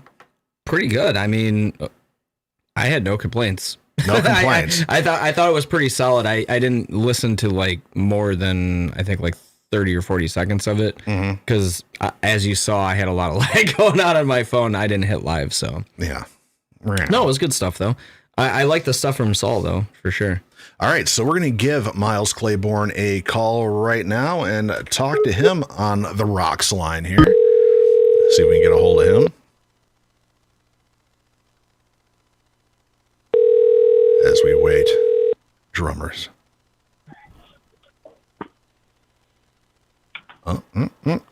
We got him? Hey. Hey, is this Myles? This is. Hey, Myles, you're talking to Rikki and Raz here on the show, man. How you doing, man? Hey, guys. I'm doing great. Just waiting for the band to come pick me up. Oh, so where are you waiting at right now? I got a hotel down in KC, so got in last night. They said they're going to be getting down here in about an hour or so. So. All right, and see, it pays to be a drummer. He's got his own hotel room. So you guys are going on tour for about a month and a half with Atreyu. Talk to us about that, because researching you guys and looking at it, you're the new guy in the band. You're the new blood. Is this your take us through your time in the band? How'd you get the gig, and how's it been so far? So I guess to take you through the whole thing, I got to go back to, I think it was 2019. So I was in a band actually in Kansas City when I lived here called Renegades. And Saul had come down. It was right after the Release Brother. They came down, and they were actually our direct support before we started our tour. So me, Blake, and Zach got to talking kind of about the gear and just them as a band and where they were going, what they were planning on doing. Kind of fell off for a little bit after that. Still kept in contact, but then they hit me up in January of 2020, so just last year, and said, "Hey, our spots opened up. You're on our list to audition. Would you be interested?" And I was like, "Yes." And I didn't sleep for 3 days to learn all the songs. So it was just kind of cool, because I didn't prior to this band, I hadn't really played in a band that was at the caliber that Saul is at currently. Right. So there's been a whole slew of things I've had to learn, but. So can you kind of elaborate on those things? Just because there's a big step up from going from just even a smaller regional touring band to going on tour with a band of that caliber. You know what I mean? What are some of the things for you that I guess we're learning or maybe changing it up? So the biggest thing was back when I was in Renegades, we were running a lot of the stuff ourselves. We were handling all the merch, we were handling all of our own booking, we were handling all of our own promotion, getting stuff up onto the socials, getting stuff up on for streaming and whatnot. And pretty much my whole job with Saul is show up to play drums and post on the socials a couple times. Oh, the dream. Man, when I tell you it's weird, I feel like I'm not doing enough, almost sometimes. I'm just I had this mentality when I was just going and playing in bands from 2014 all the way up to last year, basically, of grinding it out. Everything was what we completely put into it ourselves. We didn't have a team working for us. Mm-hmm. Right. So it's weird. Well, that completely grasped it. It's kind of by design though, because the whole point is you're supposed to focus on playing and performing rather than taking away from that to put into booking or merch or whatever. And it's something that a lot of posting dumb clips on Facebook or Instagram. It's something a lot of musicians really don't think about, because when you're an independent small band, you don't have a team. So either there's a de facto number one that does all of it, or it's a collective group effort, and that does take away from the writing. I mean, Rikki and I can attest to that with our current situation. Sometimes there's just other shit going on that takes away from that. And when you're in a bigger band that is trying to make their livelihood on it, every little extra thing kind of amplifies it. So yeah, I could totally understand and feel the similarities in that for sure. Going out on a tour with a band like this, is that kind of reigniting those nervous feelings a little bit? Because I gotta imagine that's quite the holy shit moment. You know what I mean? Actually, it's kind of weird. I'm less nervous than I am excited. I'm more nervous about the load in and load out than I am about the actual shows. Fair enough. Yeah, because it's different every night, Right. Playing local shows, you go to the same type of venues all the time. You kind of know the whole ground and how everything was kind of running. But when you're on tour, this will be my first tour package of 5 bands. Okay. At this level with these types of venues that are over 2,000 cap venues, I'm not used to that. Yeah, you guys. Neither are we. I mean, you guys are going out with Atreyu, Crown the Empire, Tetrarchy, and I'm really weird with logos that are backwards. Defying the Decay, Defying Decay, yep. Yep. So you guys in what now 2 days, you guys are gonna be playing down in Dallas, and then you're going all the way until pretty much Christmas in California. So you guys are pretty much hitting everywhere, Oh Oh, yeah. Is there any place in particular that you're like, oh my God, I cannot believe we're playing this place, or oh my God, we're actually playing here? You know, for you as the new guy coming in, you know, all the other guys have done this and been through everywhere. You know, you as a new guy, is there one place where you're like, oh man, this is going to be crazy? So I guess those are technically going to be my two hometown shows, because we're playing Kansas City at the Truman and we're playing Columbus, Ohio at the Newport Music Hall. And the Newport was my first ever like big venue experience as a musician. So it's a bit of a symbolic show for me.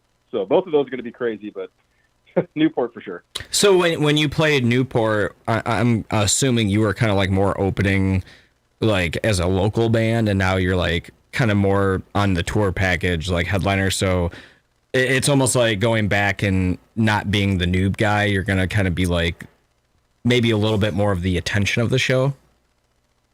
Exactly. That's got to be cool.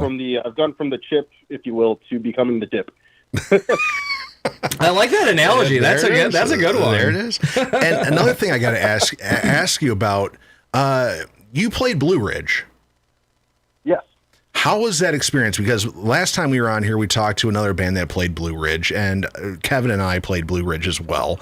You know, granted, it was really fucking early on like a Sunday, but we played it. We had a fucking blast. You know, and I'm sure you've heard all the craziness that went on with that. You know, as a band of, you know, Saul's nature, you know, as a, you know, not the dippy, you know, independent band, but as like one of the bigger bands on the bill, you know, how was the experience for you playing Blue Ridge? I mean, honestly, it was with coming back into shows after, you know, over a year of not doing anything, there was going to be a couple hiccups. I mean, it was inevitable. But I mean, we had a great time. I mean, it was a little rocky getting in, you know, as far as like with traffic and whatnot, and kind of people not knowing where everyone was actually going. Mm-hmm. But like once the actual show kicked off, we got onto the stage, we got loaded in, and we got everything kind of situated. It was all a breeze from there. I feel like the bands didn't really have a lot of headache. It was a lot of the campers, firstly, and there obviously were issues that even when we were acting as fans on days we weren't playing, I could see people being a little upset about, but fuck, dude, overall, it was sorely needed after the events of the last like year and a half, 2 years. And I was more than willing to put up with waiting an hour for a fucking pizza. You know what I mean? Like, to me, right. I got to see some bands I wanted to see really, really bad. I got to fucking crowd surf during Lamb of God, and I got to play.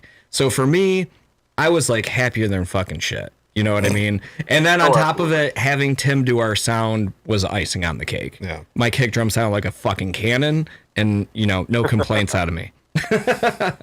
Absolutely. Oh.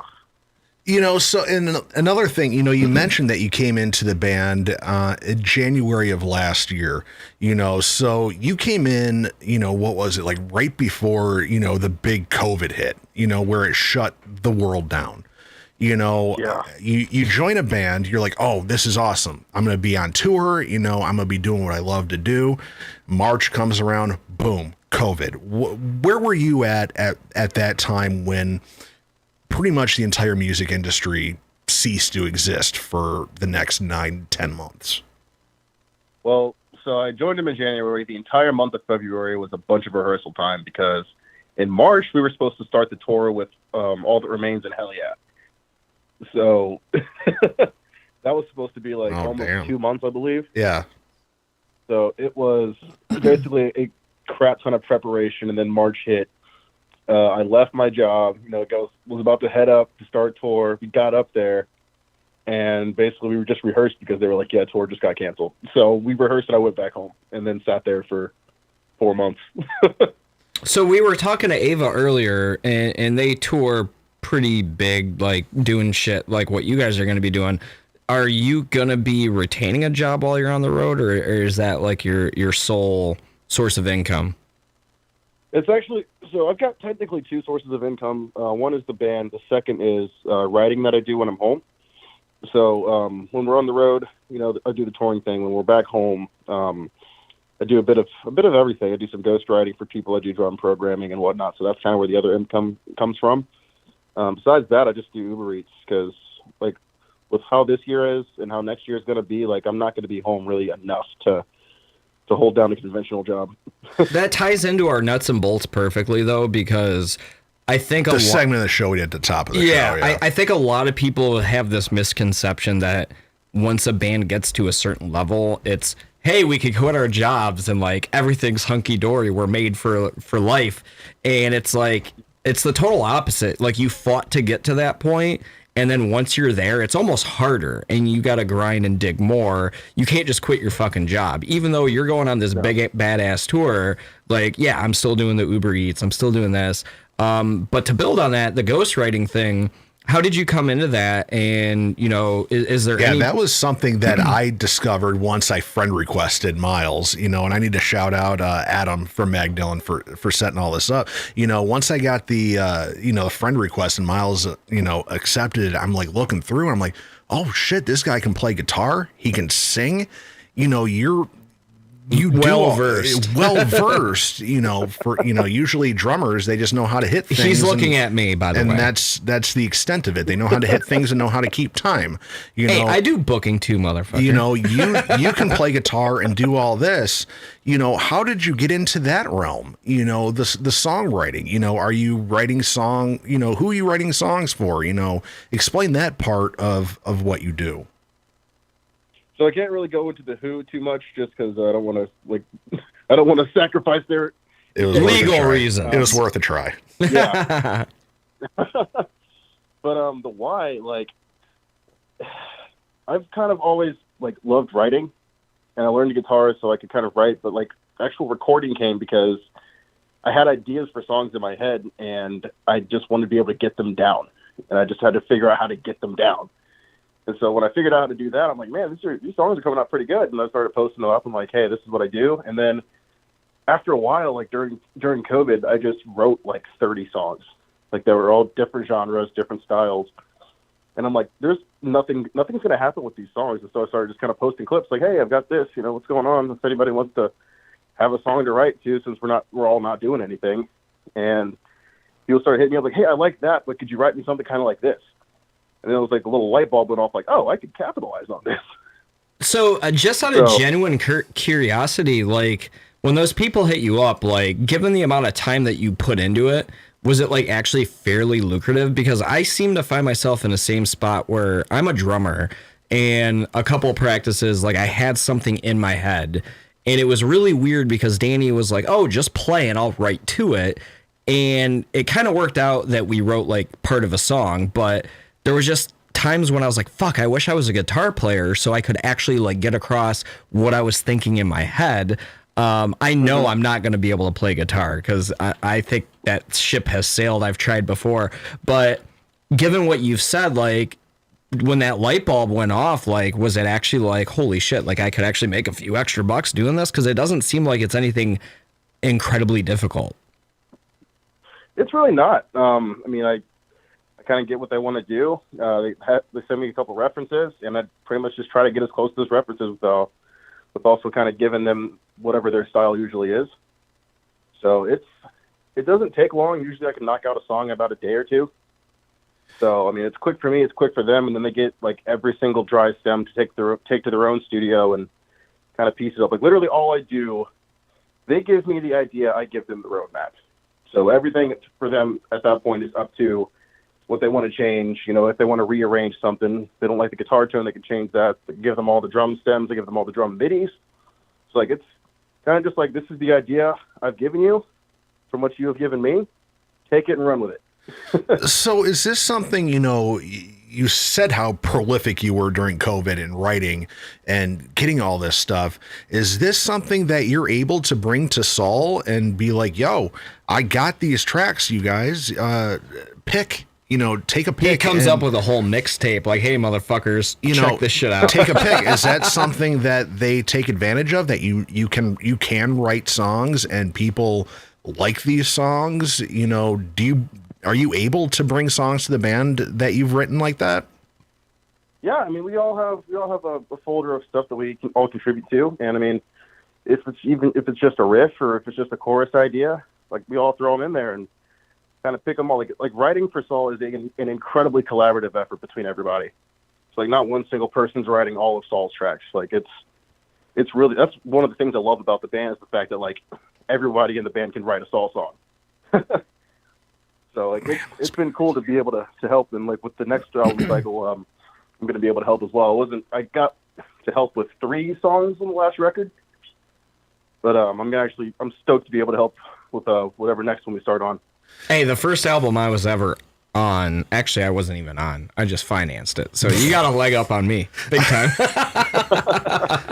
You know, and after this Saul tour, you know, which is going to pretty much take you through pretty much take you up to the holidays, you know, what's the game plan? You know, is it just more touring, you know, as things are hopefully, you know, opening back up? You know, we just talked to EVA Under Fire before we talked to you, and they said a lot more down south, I guess, that there's still COVID issues down there.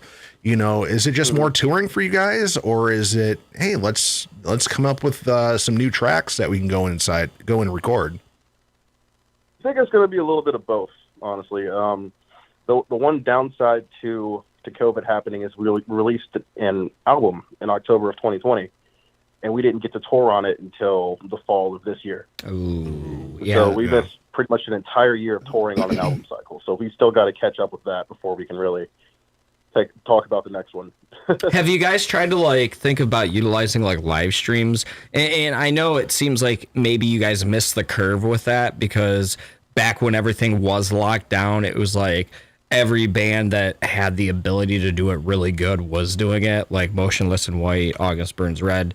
But I still feel like that's an avenue a lot of bands could still really, really do, even with things now, because certain states have... Yeah, weren't you telling me about how much dough August Burns Red made when they did their live stream? Dude, it was disgusting how much money they made.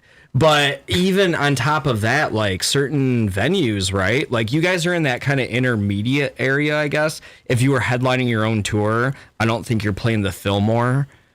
But if you're playing the Fillmore, they might have certain COVID restrictions. So either way, all I'm saying is, like, do you guys think like maybe utilizing like doing live stream shows, maybe busting out some old material or some new material might be something that is enticing to you, that, you know, while you guys are down not touring, maybe do a couple of those streams, you know, to generate a little bit of noise and revenue? Or, you know, what are your thoughts on that? So we actually, last year we did 3 of those. We did one that was in July. That was kind of like my first quote unquote show with the band. We did another one that was with Clutch and another band. And then our actual album release show was also a live stream show. Oh, okay. Last October. How was it? Utilized. Like, I hate them. Well, obviously, I'm assuming not playing in front of people sucks, but like from like a business standpoint, was it actually okay? My first show with the band was a live stream. That's got to be really, I guess, annoying. It does suck not playing in front of people, but also the biggest thing about a live stream is that you take an entire production, an entire venue, basically, and you're in control of all of it. You know, you're in control of how the stream goes. You're in control of the ticket sales, like basically everything. You're in control of like how the production actually goes, like all the cameras, all the angles. We literally had to up Blake's internet to the highest setting to make sure that we were shooting out high enough quality. Got to get that 4K, baby. Oh my gosh, it's so much to figure out. In addition to just playing the songs and trying to look like you're enjoying it when you're freaking out every other second about, is everything going through okay? Right. Yeah. Well, and like that's part of the reason why I asked, because like everyone thinks it's like, oh, you just set up your webcam in your basement and then stream. Yeah. And it's like, dude, no. You want 4K, like you got to have gigabit fucking connection. You got to have multiple cameras. You got to have high-end cameras, right. high-end everything. And that's why, like, even though August Burns Red and like even Motionless in White, dude, the production for their shit was fucking top notch. Mm-hmm. And it showed. Yeah. And that's why, like, I've seen articles where like more bands need to do this. And I'm like, dude, most bands barely could make it touring. Now you want them to do full live streams with pyro and fucking this and that. Like, it's not easily feasible, but I was really hoping to like get from like a smaller level-ish band than an August Burns Red or Motionless in White. Like, how was that process? And do you think it's viable for like bands that are like not Metallica's, right? Like, can your like average mediocre regional touring band pull that off successfully? Or do you think it's like one of those things where like, hey, it might not be, the juice might not be worth the squeeze, is what I'm saying. I would say with a good package, like if you had more than just one band on it and you kind of made an evening of it. The biggest thing about live streams though, when you're at an actual concert, everyone gets the same. You know what I mean? Everyone's seeing the exact same quality of shows. Right. Once you do a live stream, you've got someone that might have like a 10 megabit, connection, and somebody might have a 1 gigabyte fiber connection. Yep. They're getting 2 different shows. Exactly. So that's the biggest thing about that. I mean, it can definitely be pulled off. It's a viable option for a lot of bands to be able to do that. Like at what level, that's kind of up to them and what they can afford to do. But I just think it's a massive headache personally. Yeah. I mean, I get it. it's like, doing what I do here, at the quote unquote studio, it's I'm in the studio. It's a lot of money for almost some low budget shit. I know how much I know how much everything costs. We were talking about upgrading mics and you're like, yeah, bro, I don't got that scratch. Dude, they're just microphones. for Captain Geach and the Shrimp Shack Shooters out in Boise, Idaho, to do a proper, live stream with high end equipment and getting that, like you said, fiber connection and that high end connection with high quality cameras. I'm like, in my head, I'm like, each one of those cameras is like $3,000, and each one of those, you got to have. Oh, and then you want the mics, motionless like movement between them. Yeah, so it's expensive. Yeah. It's expensive to do unless you know a guy. Yep. I know a guy. So a question I had for you, since you said your first show with the band was like a live stream, how was it? What was it like when you finally got to, take it on stage? Yeah, showcase yourself in front of people, and there's actually people there. Take us through that show. That show was Riverfest in Fort Madison. It was my first live show, and that was absolutely amazing because it was my first show of that caliber period, and we headlined because Starset actually was supposed to be the headliner. They dropped off the last minute, so we ended up headlining that show, which we thought we were doing a 30-minute set or a 45-minute set. We ended up doing an hour and 15, so pretty much the entire discography. so honestly, were you guys a little nervous? Like, shit, I don't know if we have enough tunage. Because I've been in that position with Arts, Beats, and Eats where they're like, oh, the 45-minute set. Then an hour and a half later, we're like, dude, we literally have 2 songs left. That's it. Yeah, no, we had plenty of material. We literally made sure we rehearsed everything. Okay, so you guys had everything. It wasn't like so they're pro. It wasn't like the rest of the band. It was like, hey, Myles, we got to kind of play a little bit longer. I know we haven't really rehearsed this one. This is the first song we ever recorded. Do you know it? So you knew everything. Yeah, nope. Or hey, that song we wrote last week. Let's throw it in. No, we are very, very serious when it comes to only playing songs that we know we can kill live. And a question, that I like to ask, out of musicians that are in, bigger bands, what's the practice regimen? Are you guys a band that gets together every week, or you get together 2 times a week? I knew this was coming. And when you do get together, what are you guys working on? Are you guys, hey, we got a tour coming up.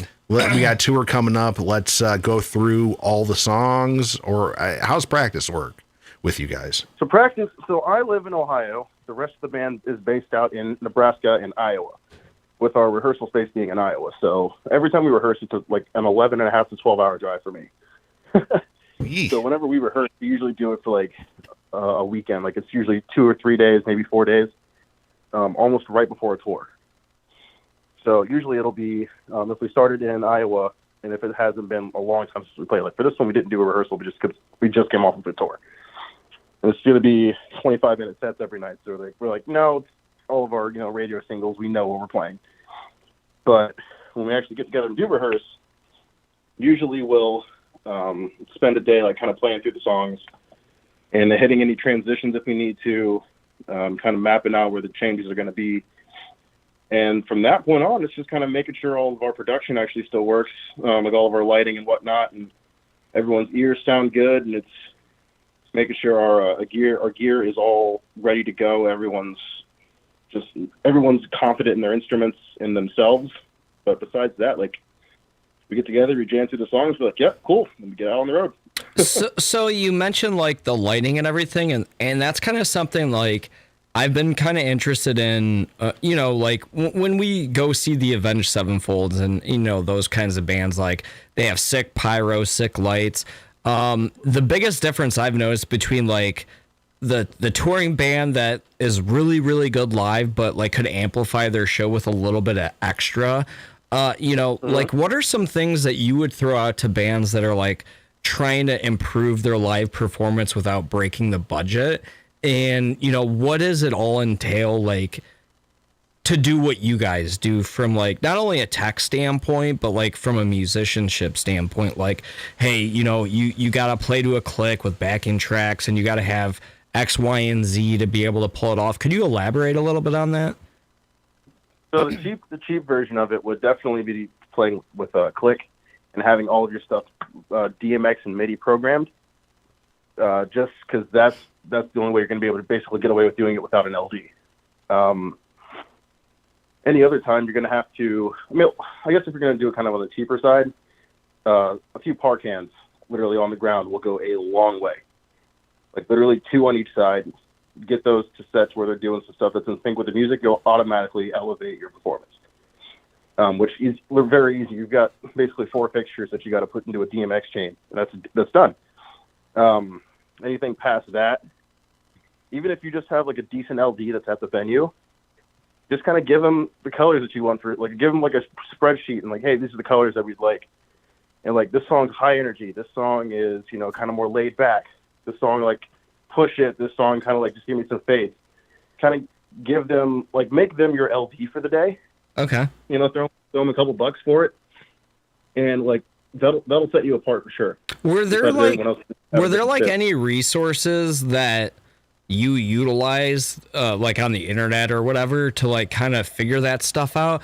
Because the reason why I'm asking is like I've been doing the regional touring and shit like on a way smaller level than you have, but I've also wanted to amp up our game a little bit, and I feel like unless you talk to like a really big band that has big production, there's not really like an in-between of like, hey, here's kind of like the Walmart way of doing it. And I don't mean that in like a disingenuous way, but like, I feel like some smaller bands could really benefit themselves by like, hey, throw $500 into doing X, Y, and Z and it will amplify your show.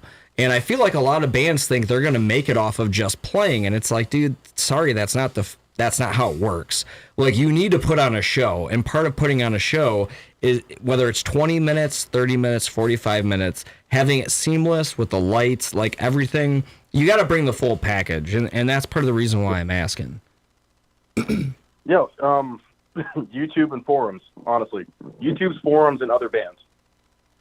There it is. Like, you see, if you go to a show, there's another band that has any type of production, talk to them. I mean, that's part of the reason I got into Saul, is I saw the light productions that they had and how tight they were. I just talked to them. See, I've had a different experience when I've asked people about it. They're like, oh, well, we have this guy. And I'm more so like, kind of, I guess it sounds bad, like to have someone like walk me through explain it like I'm 5 version. And I just really haven't been able to do that. But I don't know, maybe it's me just not reading everything, articulately enough.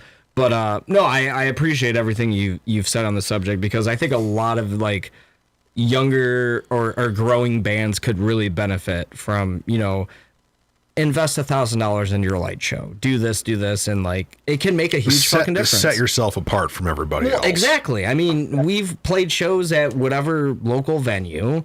They have the standard lights, whatever. And like, even if the bands are good, the whole show kind of looks the same. If that one band on the bill threw on like some cool little different shit, it would have amplified the show that much more. And if it's 200 people, you could have engaged 190 of those people just off of that. Absolutely. And, a question I had, and we played this right before we talked to you, your drum playthrough for the song Looking to Fight, whose idea was that? Because since I have Kevin here, he's always like, oh, dude, this guy did this drum playthrough. I love drum playthroughs when they're well done. And stuff like this. And you did that track that song that we played on the show a little bit earlier. And whose idea was that? Was that your idea? Like, hey, let me just do a drum playthrough. Or was it the guys in the band like, hey, Myles, get your ass to work and do a drum playthrough since you're sitting at home? I secretly hope it was the band, but at the end of the day, I feel like you were like, yeah, let me nail this shit. And on top of that,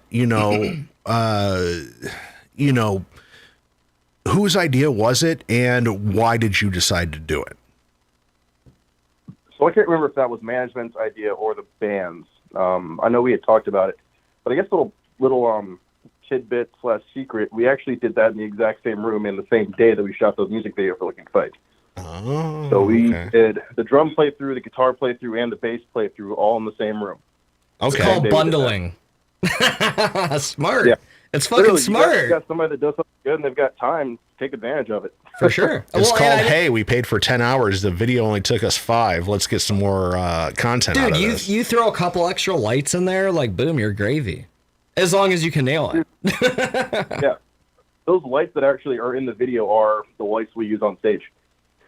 So is that something you enjoy doing, where it's just you're spotlighted, and he's a drummer. Come on, man. We need the spotlight every once in a while. Where they're like, hey, just play the song. All the cameras on you. Cause I know there's, I play with a lot of drummers. They're like, I play drums for a reason because nobody can see me and I just get to sit in back and beat on things, I'm like a homeless person. I just beat on shit and expect money. Is that something you enjoy doing? Because a lot of big drummers do it. I grew up in a time when every huge drummer, Marco Miniman and Vinny Colaiuta, had drum DVDs and all this stuff, and I'd be forced to watch them. Forced. And because I'm a bass player. A guitar player. And a guitar player. Loosely. And, is that something you wanted to do, or, was it kind of just like, hey, Myles, just do it? So I'm actually not a huge fan of doing drum playthroughs, simply for the fact that I have to play the song exactly to the record. That's always my problem. That's my one thing, because I've at that point we had played the songs live so much to where I just started putting my own spin on things. Mm-hmm. So the second I had to be told, hey, play it exactly to the record, I had to actually sit down and study the song again and relearn it, basically.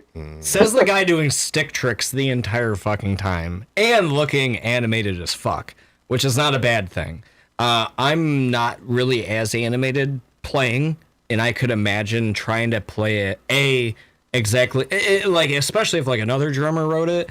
But even when you write something early on and then you tour on it and play for a few years, things change. Yeah. And like the Harlow release show, or the last Harlow show, there was parts I was like, fuck, dude, I don't even remember how I recorded this.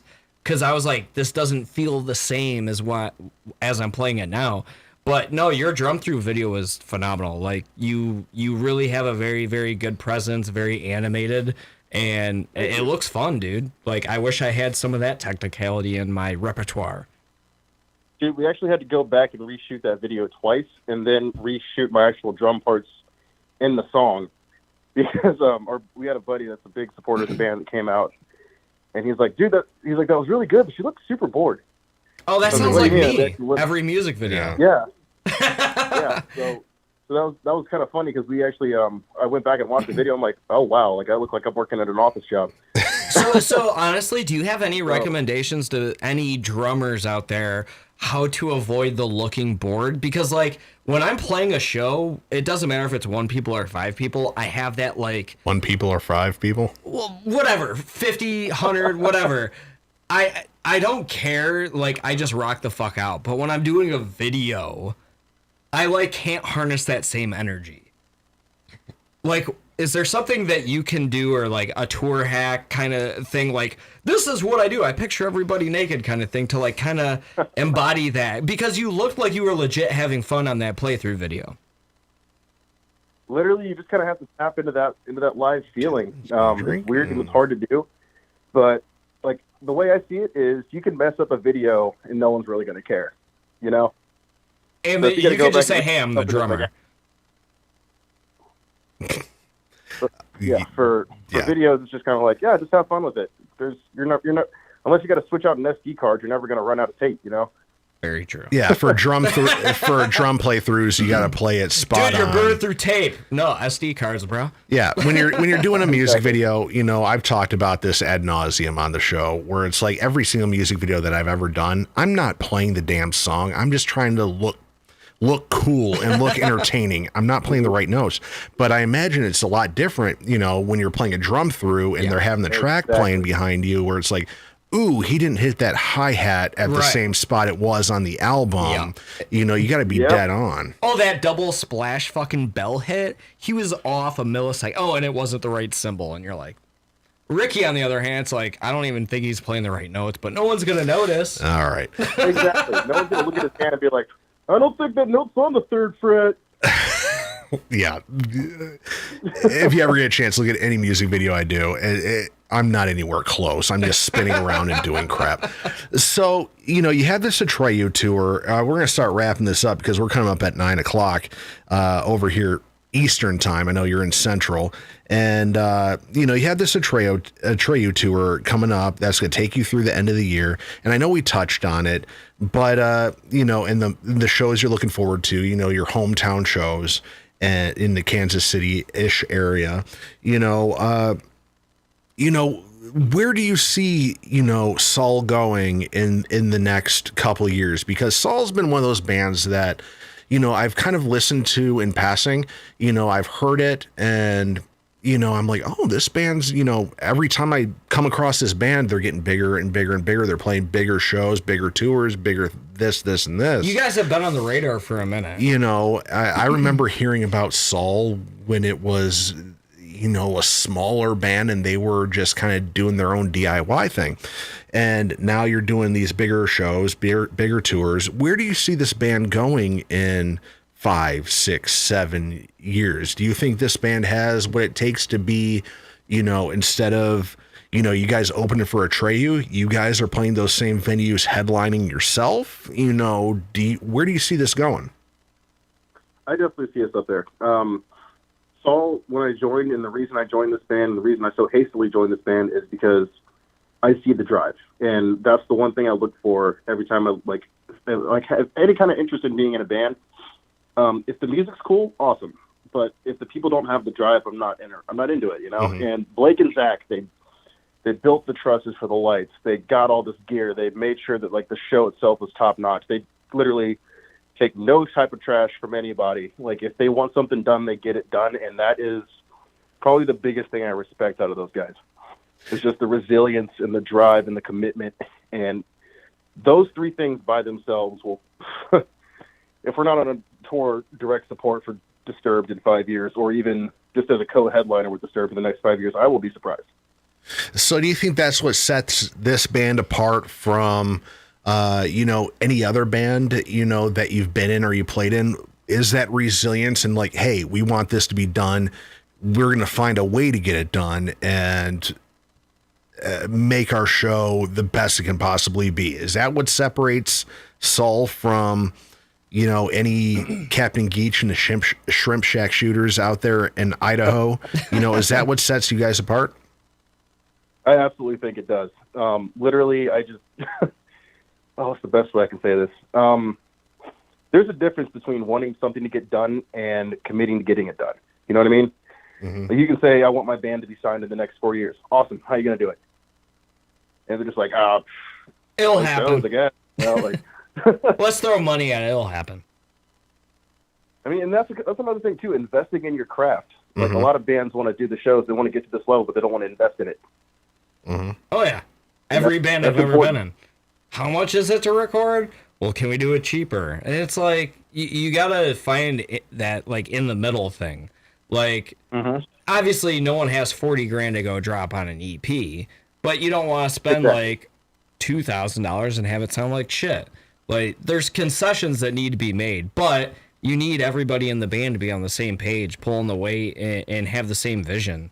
And I think that's what sets a lot of bands apart. And then quality gear, quality sound, all that, it just adds up and adds up. And I don't think a lot of people put that into context. Like, it's like owning a boat. Literally, bust out another 1,000.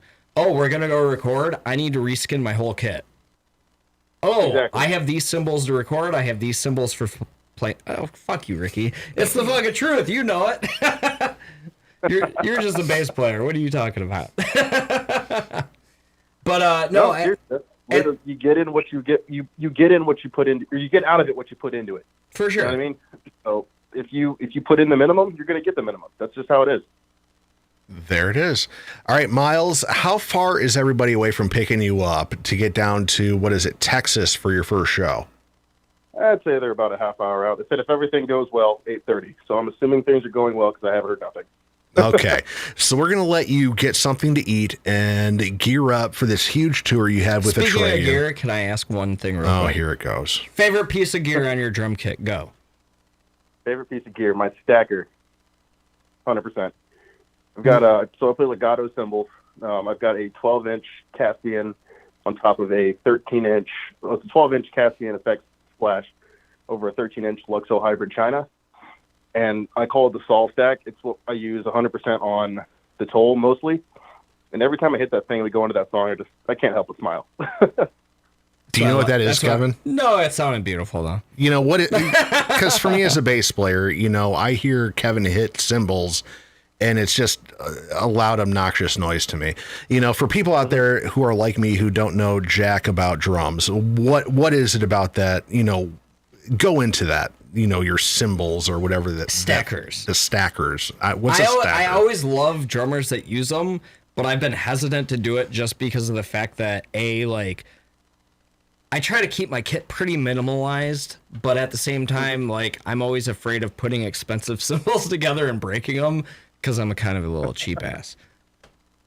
I feel that. Drums, without a doubt, are the most expensive instrument to ever play. Yep. You cannot change my mind. But I guess for people who don't really understand it, you got your crashes, you got your rides, you got your chinas, you got your hi-hats. Stacker, I call that the meal of the kit. Or like the sandwich. It's where it's multiple components to make a sound. So you put two cymbals that sound pretty cool together, you put them together, and you're like, holy crap, that sounds amazing. Okay, so it's like the equivalent would be like a chord on a guitar. You're playing more than one note. Yeah, so like Corey before Ava though. Yeah. Nothing for Now, he used to have a ride with a china and then something else on top. And it was like the trashiest, so quick sounding thing. But when he was doing a fill and threw that left hand on it, it was like the perfect, it's so insignificant, but it adds such a big dynamic. It's crazy. Okay. If you're a drummer, you get it. If you're an average person that loves music, just hearing that little is awesome. But all right, so we're gonna wrap. A video actually on my Facebook page that I will send you. That kind of utilizes the stacker. You can actually hear it. It's pretty crazy, and there is a dog somewhere. Wow. I'm all for it. All right, so we're going to wrap this up. Is there anything that you want to throw out there to anybody that's going to be listening to this, or that's either listening to this now or is going to stumble upon this throughout their work week on YouTube and all that? Is there anything we haven't touched on? Any shout outs you want to give out? Any endorsement plugs? Anything like that? Throw it all out. Yeah, I guess a big shout out to Atreyu, Crown the Empire, Tetrarch for having us on this run. Also to our management, 10th Street Management and Spine Farm for having everything set up and getting us up. STG Booking for booking this run. And my endorsements would be Mapex Drums, Vader Drumsticks, and Legato Cymbals, as well as Vratum Drum Shoes. And yeah, I guess shout out to the boys as they're on their way down here, getting here safe, so I can go do my passion. All right, brother. Dude, stay in touch, and we'd love to talk to you again. Let us know when some cool stuff's come up with either, yourself and your songwriting or Saul. Playing in Detroit. Or when you come up to Detroit, Kevin and I will make our way out, and hopefully we can meet up if you ever get to Detroit. I'll fanboy. And we'll do the thing, man. So take it easy, and we'll talk to you soon, bro. Sounds good, brothers. It was great talking to you guys. All right, we'll talk to you soon. Talk to you soon, guys. Bye. Bye. All right, that was Myles Clayborne from Saul, a phenomenal drummer and multi-instrumentalist, songwriter. Kind of jealous. He's kind of doing the Kevin Raz log, kind of writing songs now. I'm not that talented. They're gonna be going down on tour with Atreyu for about a month and a half, to pretty much taking them to the holidays and always writing. You know, Myles is like I said during the interview. You know, once I got the friend request, another shout out to Adam Hoy from Magdalen, who we talked to 2 weeks ago from Magdalen, who set this interview up and all that. Talk about networking, dude. You know, like a lot of people don't understand how important that is. We did that interview. Like, you had looked them up before we played Blue Ridge with them. And like, just based off of that interview, like, floodgates open. Like, it pays to be humble. It pays to fucking like do a little bit of research and just like meet the right people. Right. You know, so, you know, if you guys haven't looked it up yet, look up Myles Clayborne on your social medias. I'm sure he's on Instagram. He's on Facebook. Phenomenal songwriter. Guy can sing. He can play it. Like, I was looking at one of his videos where he was just singing over something he wrote. And I'm like, this guy can sing too. Well, this guy he can write whole songs. This like, guy is dude. and the songs I had heard, which I assumed he wrote. I'm like, these could be hits. You know, these sound like straight down the road. You know, modern rock bangers. There's you know, dudes that drive to Pontiac and sell people beats. Just beats. This guy can put together a whole song. Like that. I thought you were doing a Dwight Schrute thing. No. But like, for real, to like put together a whole song for somebody and sell it. Like, some bands can't even write their own songs. Yeah. Nuts and bolts. Check it out at the beginning of the show. Yeah. So once the show's over, go back to the beginning of the show when we talked to EVA Under Fire for about an hour, and super cool. And we didn't get into anything that we did in the last 2 weeks. And I don't think anyone really cares. Well, I got to for me at least. Well, I got to MC the Black Swan Dive Bomb CD release with Den 5, Half-Life, and Fly Parade. How did they sound? It was phenomenal. I think Dakota really did find his voice in this. Really? He you know, when he started New Day, I'm like, okay, this is a little bit more his style than Dirty Whiskey. The punk thing is really where I don't think anybody's going to say, this guy can't sing. You know, and if you guys haven't checked out the video for Back for More, definitely check it out. We're going to play the song to close the show out. Look at you. But he did really well. Passing the torch. His whole band was phenomenal. You know, guitar player, bass, and the drummer. They were all freaking killer. The show was amazing. See, I always thought his weak link. I've seen him have really good shows, and I've seen him have not really good shows, and the difference was like pretty big. But when he had his good shows, they were really good. I didn't think the rest of the band was really the Achilles heel. I just felt like his vocals weren't 100% there. Well, it's one of those things where now he's doing the punk thing where it's like your voice doesn't have to be on pitch. It's more about the energy and more about the message rather than, oh, that was a C sharp note when it should have been a C, you know, kind of thing like that. You know, he's not a singer. He's a frontman. I've said this for a decade. He's not a singer. He's a frontman. Well, I remember he even told me he was taking lessons. Yeah. And when we saw him down in, what was the venue with the bike in the fucking window? Oh, Wyandotte? I can't remember anymore. The Rockery. Rockery, yeah. I remember that with show. EVA Under Fire. Yeah, I remember that show. Back when EVA Under Fire played Small Dives. Yes, I remember that show specifically, though, because, like, Dakota had a really good set. Like, really, really, really good. Like, his vocals were on. And I was like, dude, I don't mean any offense, but, like, anytime I see you, it's either, am I going to get the good Dakota or the bad Dakota? But the good Dakota is, like, like, you're not bad, but just like... When you get good Dakota in a hard rock metal band, you're looking at a 7 out of 10. If you're looking at bad, it's like a 2. Yeah, but like his vocals were like close, but they just weren't all the way there. Yeah, with his new band, Black Swan Dive Bomb, it took me a couple times at the show to get that right because I had to MC this thing, which I hate doing. I've said a million times. I hate MCing shows. But it was killer. Den 5 killed it, and I haven't seen them in ages. Fly Parade is a really cool, kind of like indie rock band. Half-Life kind of got their balls cut off because they couldn't handle the backing tracks and all that, because they're like an industrial band. So they have backing tracks and shit like that. So they kind of got their balls cut off a little bit because they couldn't get that working. Ooh. But so they pretty much did it as a guitar, bass, singer, and a drummer rather than all the kind of shit. And that's always been one of the hesitations to incorporate that is like if you're playing a smallerish venue that can't accommodate it. Yeah. I would hate to be able to not play. Yeah. Because of that. Yeah. So Jeff Land just threw the devil horns up, which means he wants me to talk about Casting Shadows. I was going to throw You know more about what's going on in that band than I do. What's coming up for Casting Shadows? I think we have a show with Puddle of Mud next Saturday. And then, we have a whole bus trip thingy. Head on over to rocks100.com, hit the gift shop tab, and find the Puddle of Mud bus trip, and you can get in on that. How facetious is this motherfucker? I didn't know anything about that. But if you go to this tab, aside from that, we're doing the Rock for Tots. Rock for Tots, yep, on the first Saturday in December at Freddy's in Clinton Township. Ooh, another closey for me. And I believe there's the Kelly Tucker show. How could you forget? Which is going on November 27th at the Crowfoot Ballroom in Pontiac, Michigan.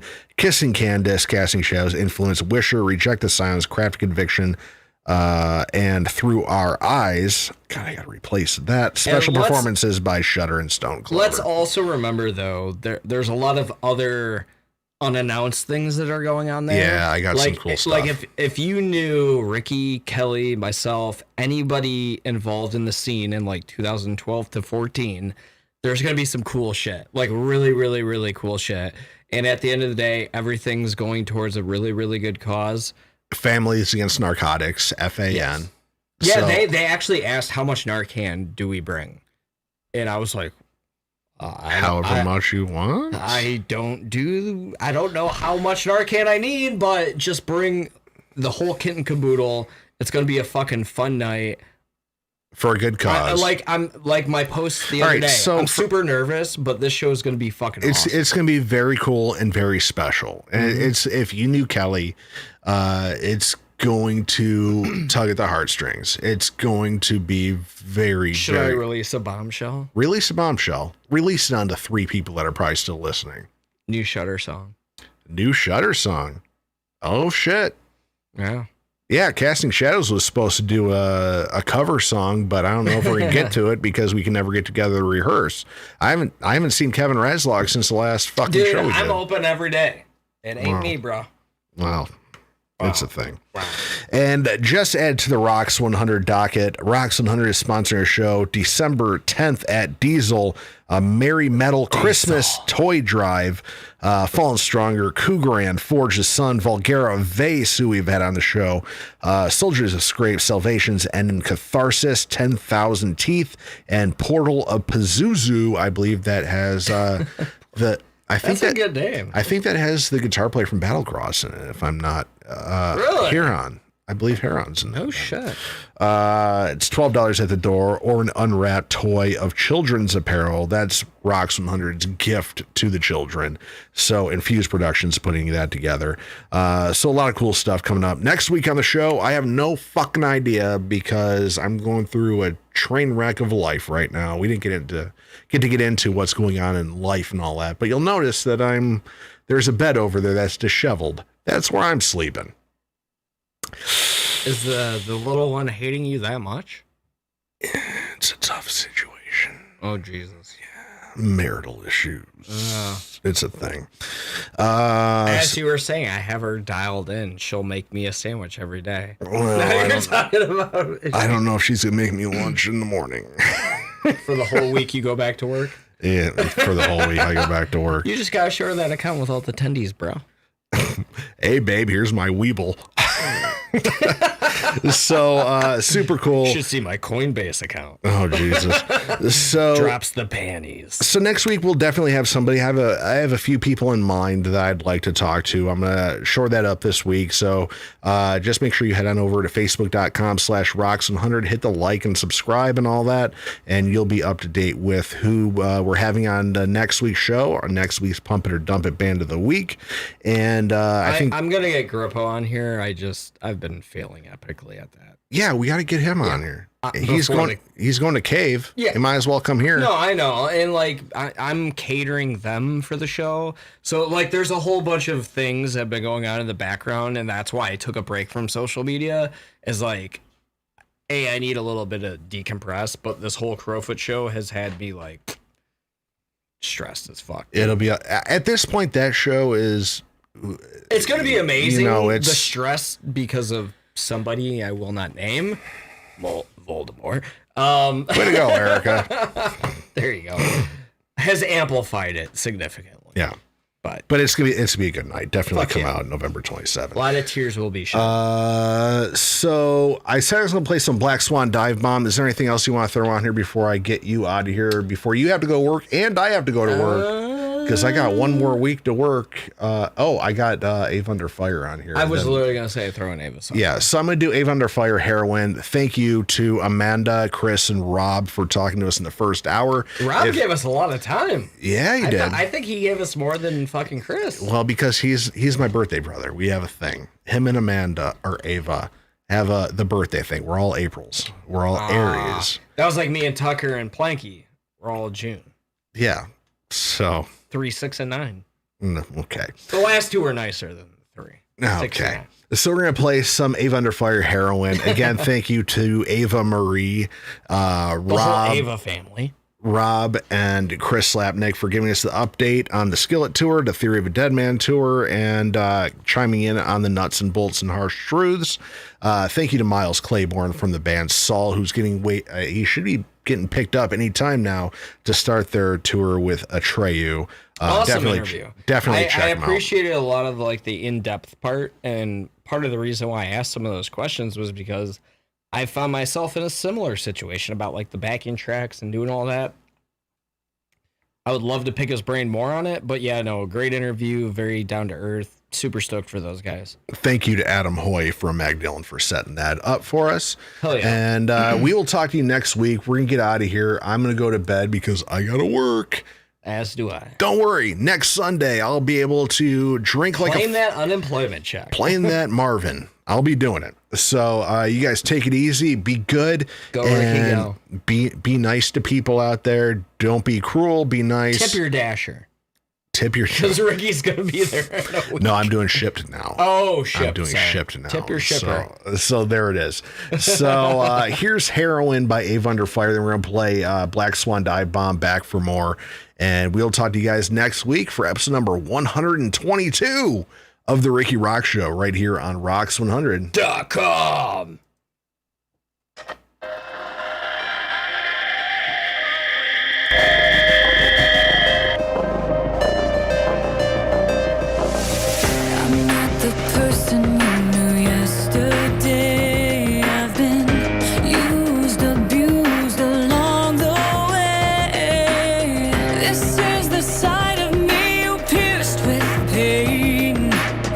These are the hands that couldn't hold your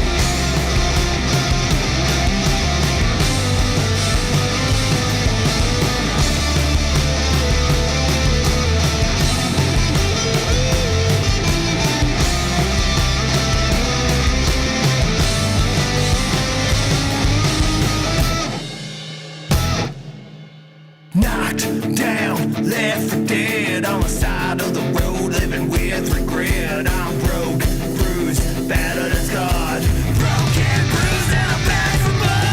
Not down, left for dead. On the side of the road, living with regret. I'm broke, bruised, battered and scarred. Broken, bruised, and I'm back for more.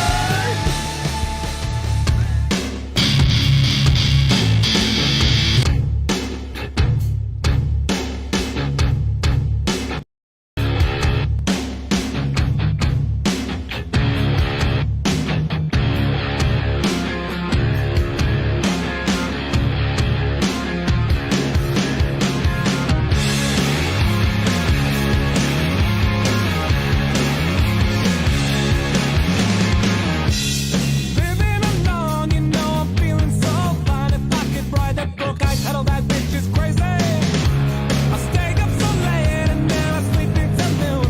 You're not here, I don't gotta hear your bitching. Now and then, I think of all the different reasons that I know I'm better off without you. Oh, life is good, yeah, without you.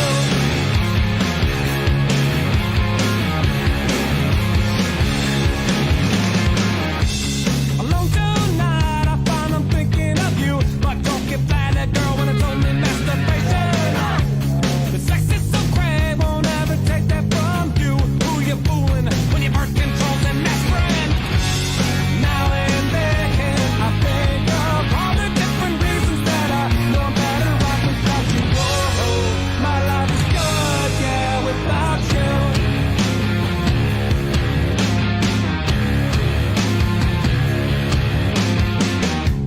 You found someone new, you know it won't take that long for him to say, I think that bitch is crazy. Now and then, I think of all the different reasons that I know I'm better off without you. Oh, my life is good, yeah, without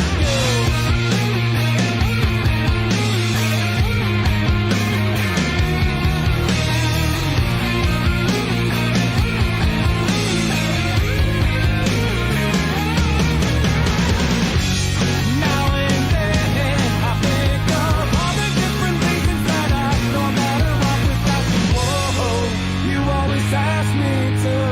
Whoa, you always beg me to. So you know, I wrote a song, girl, it's for you. I wrote it for you. It's all about you. I wrote it for you.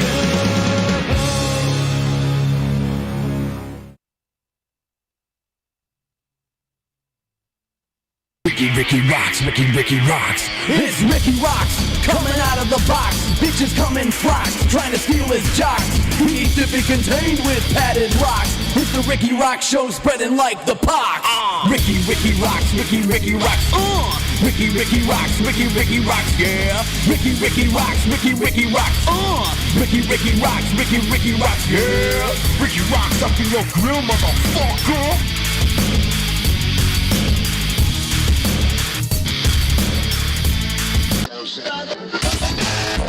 Hey, this is Rikki Roxx, and you are listening to Rocks 100.com.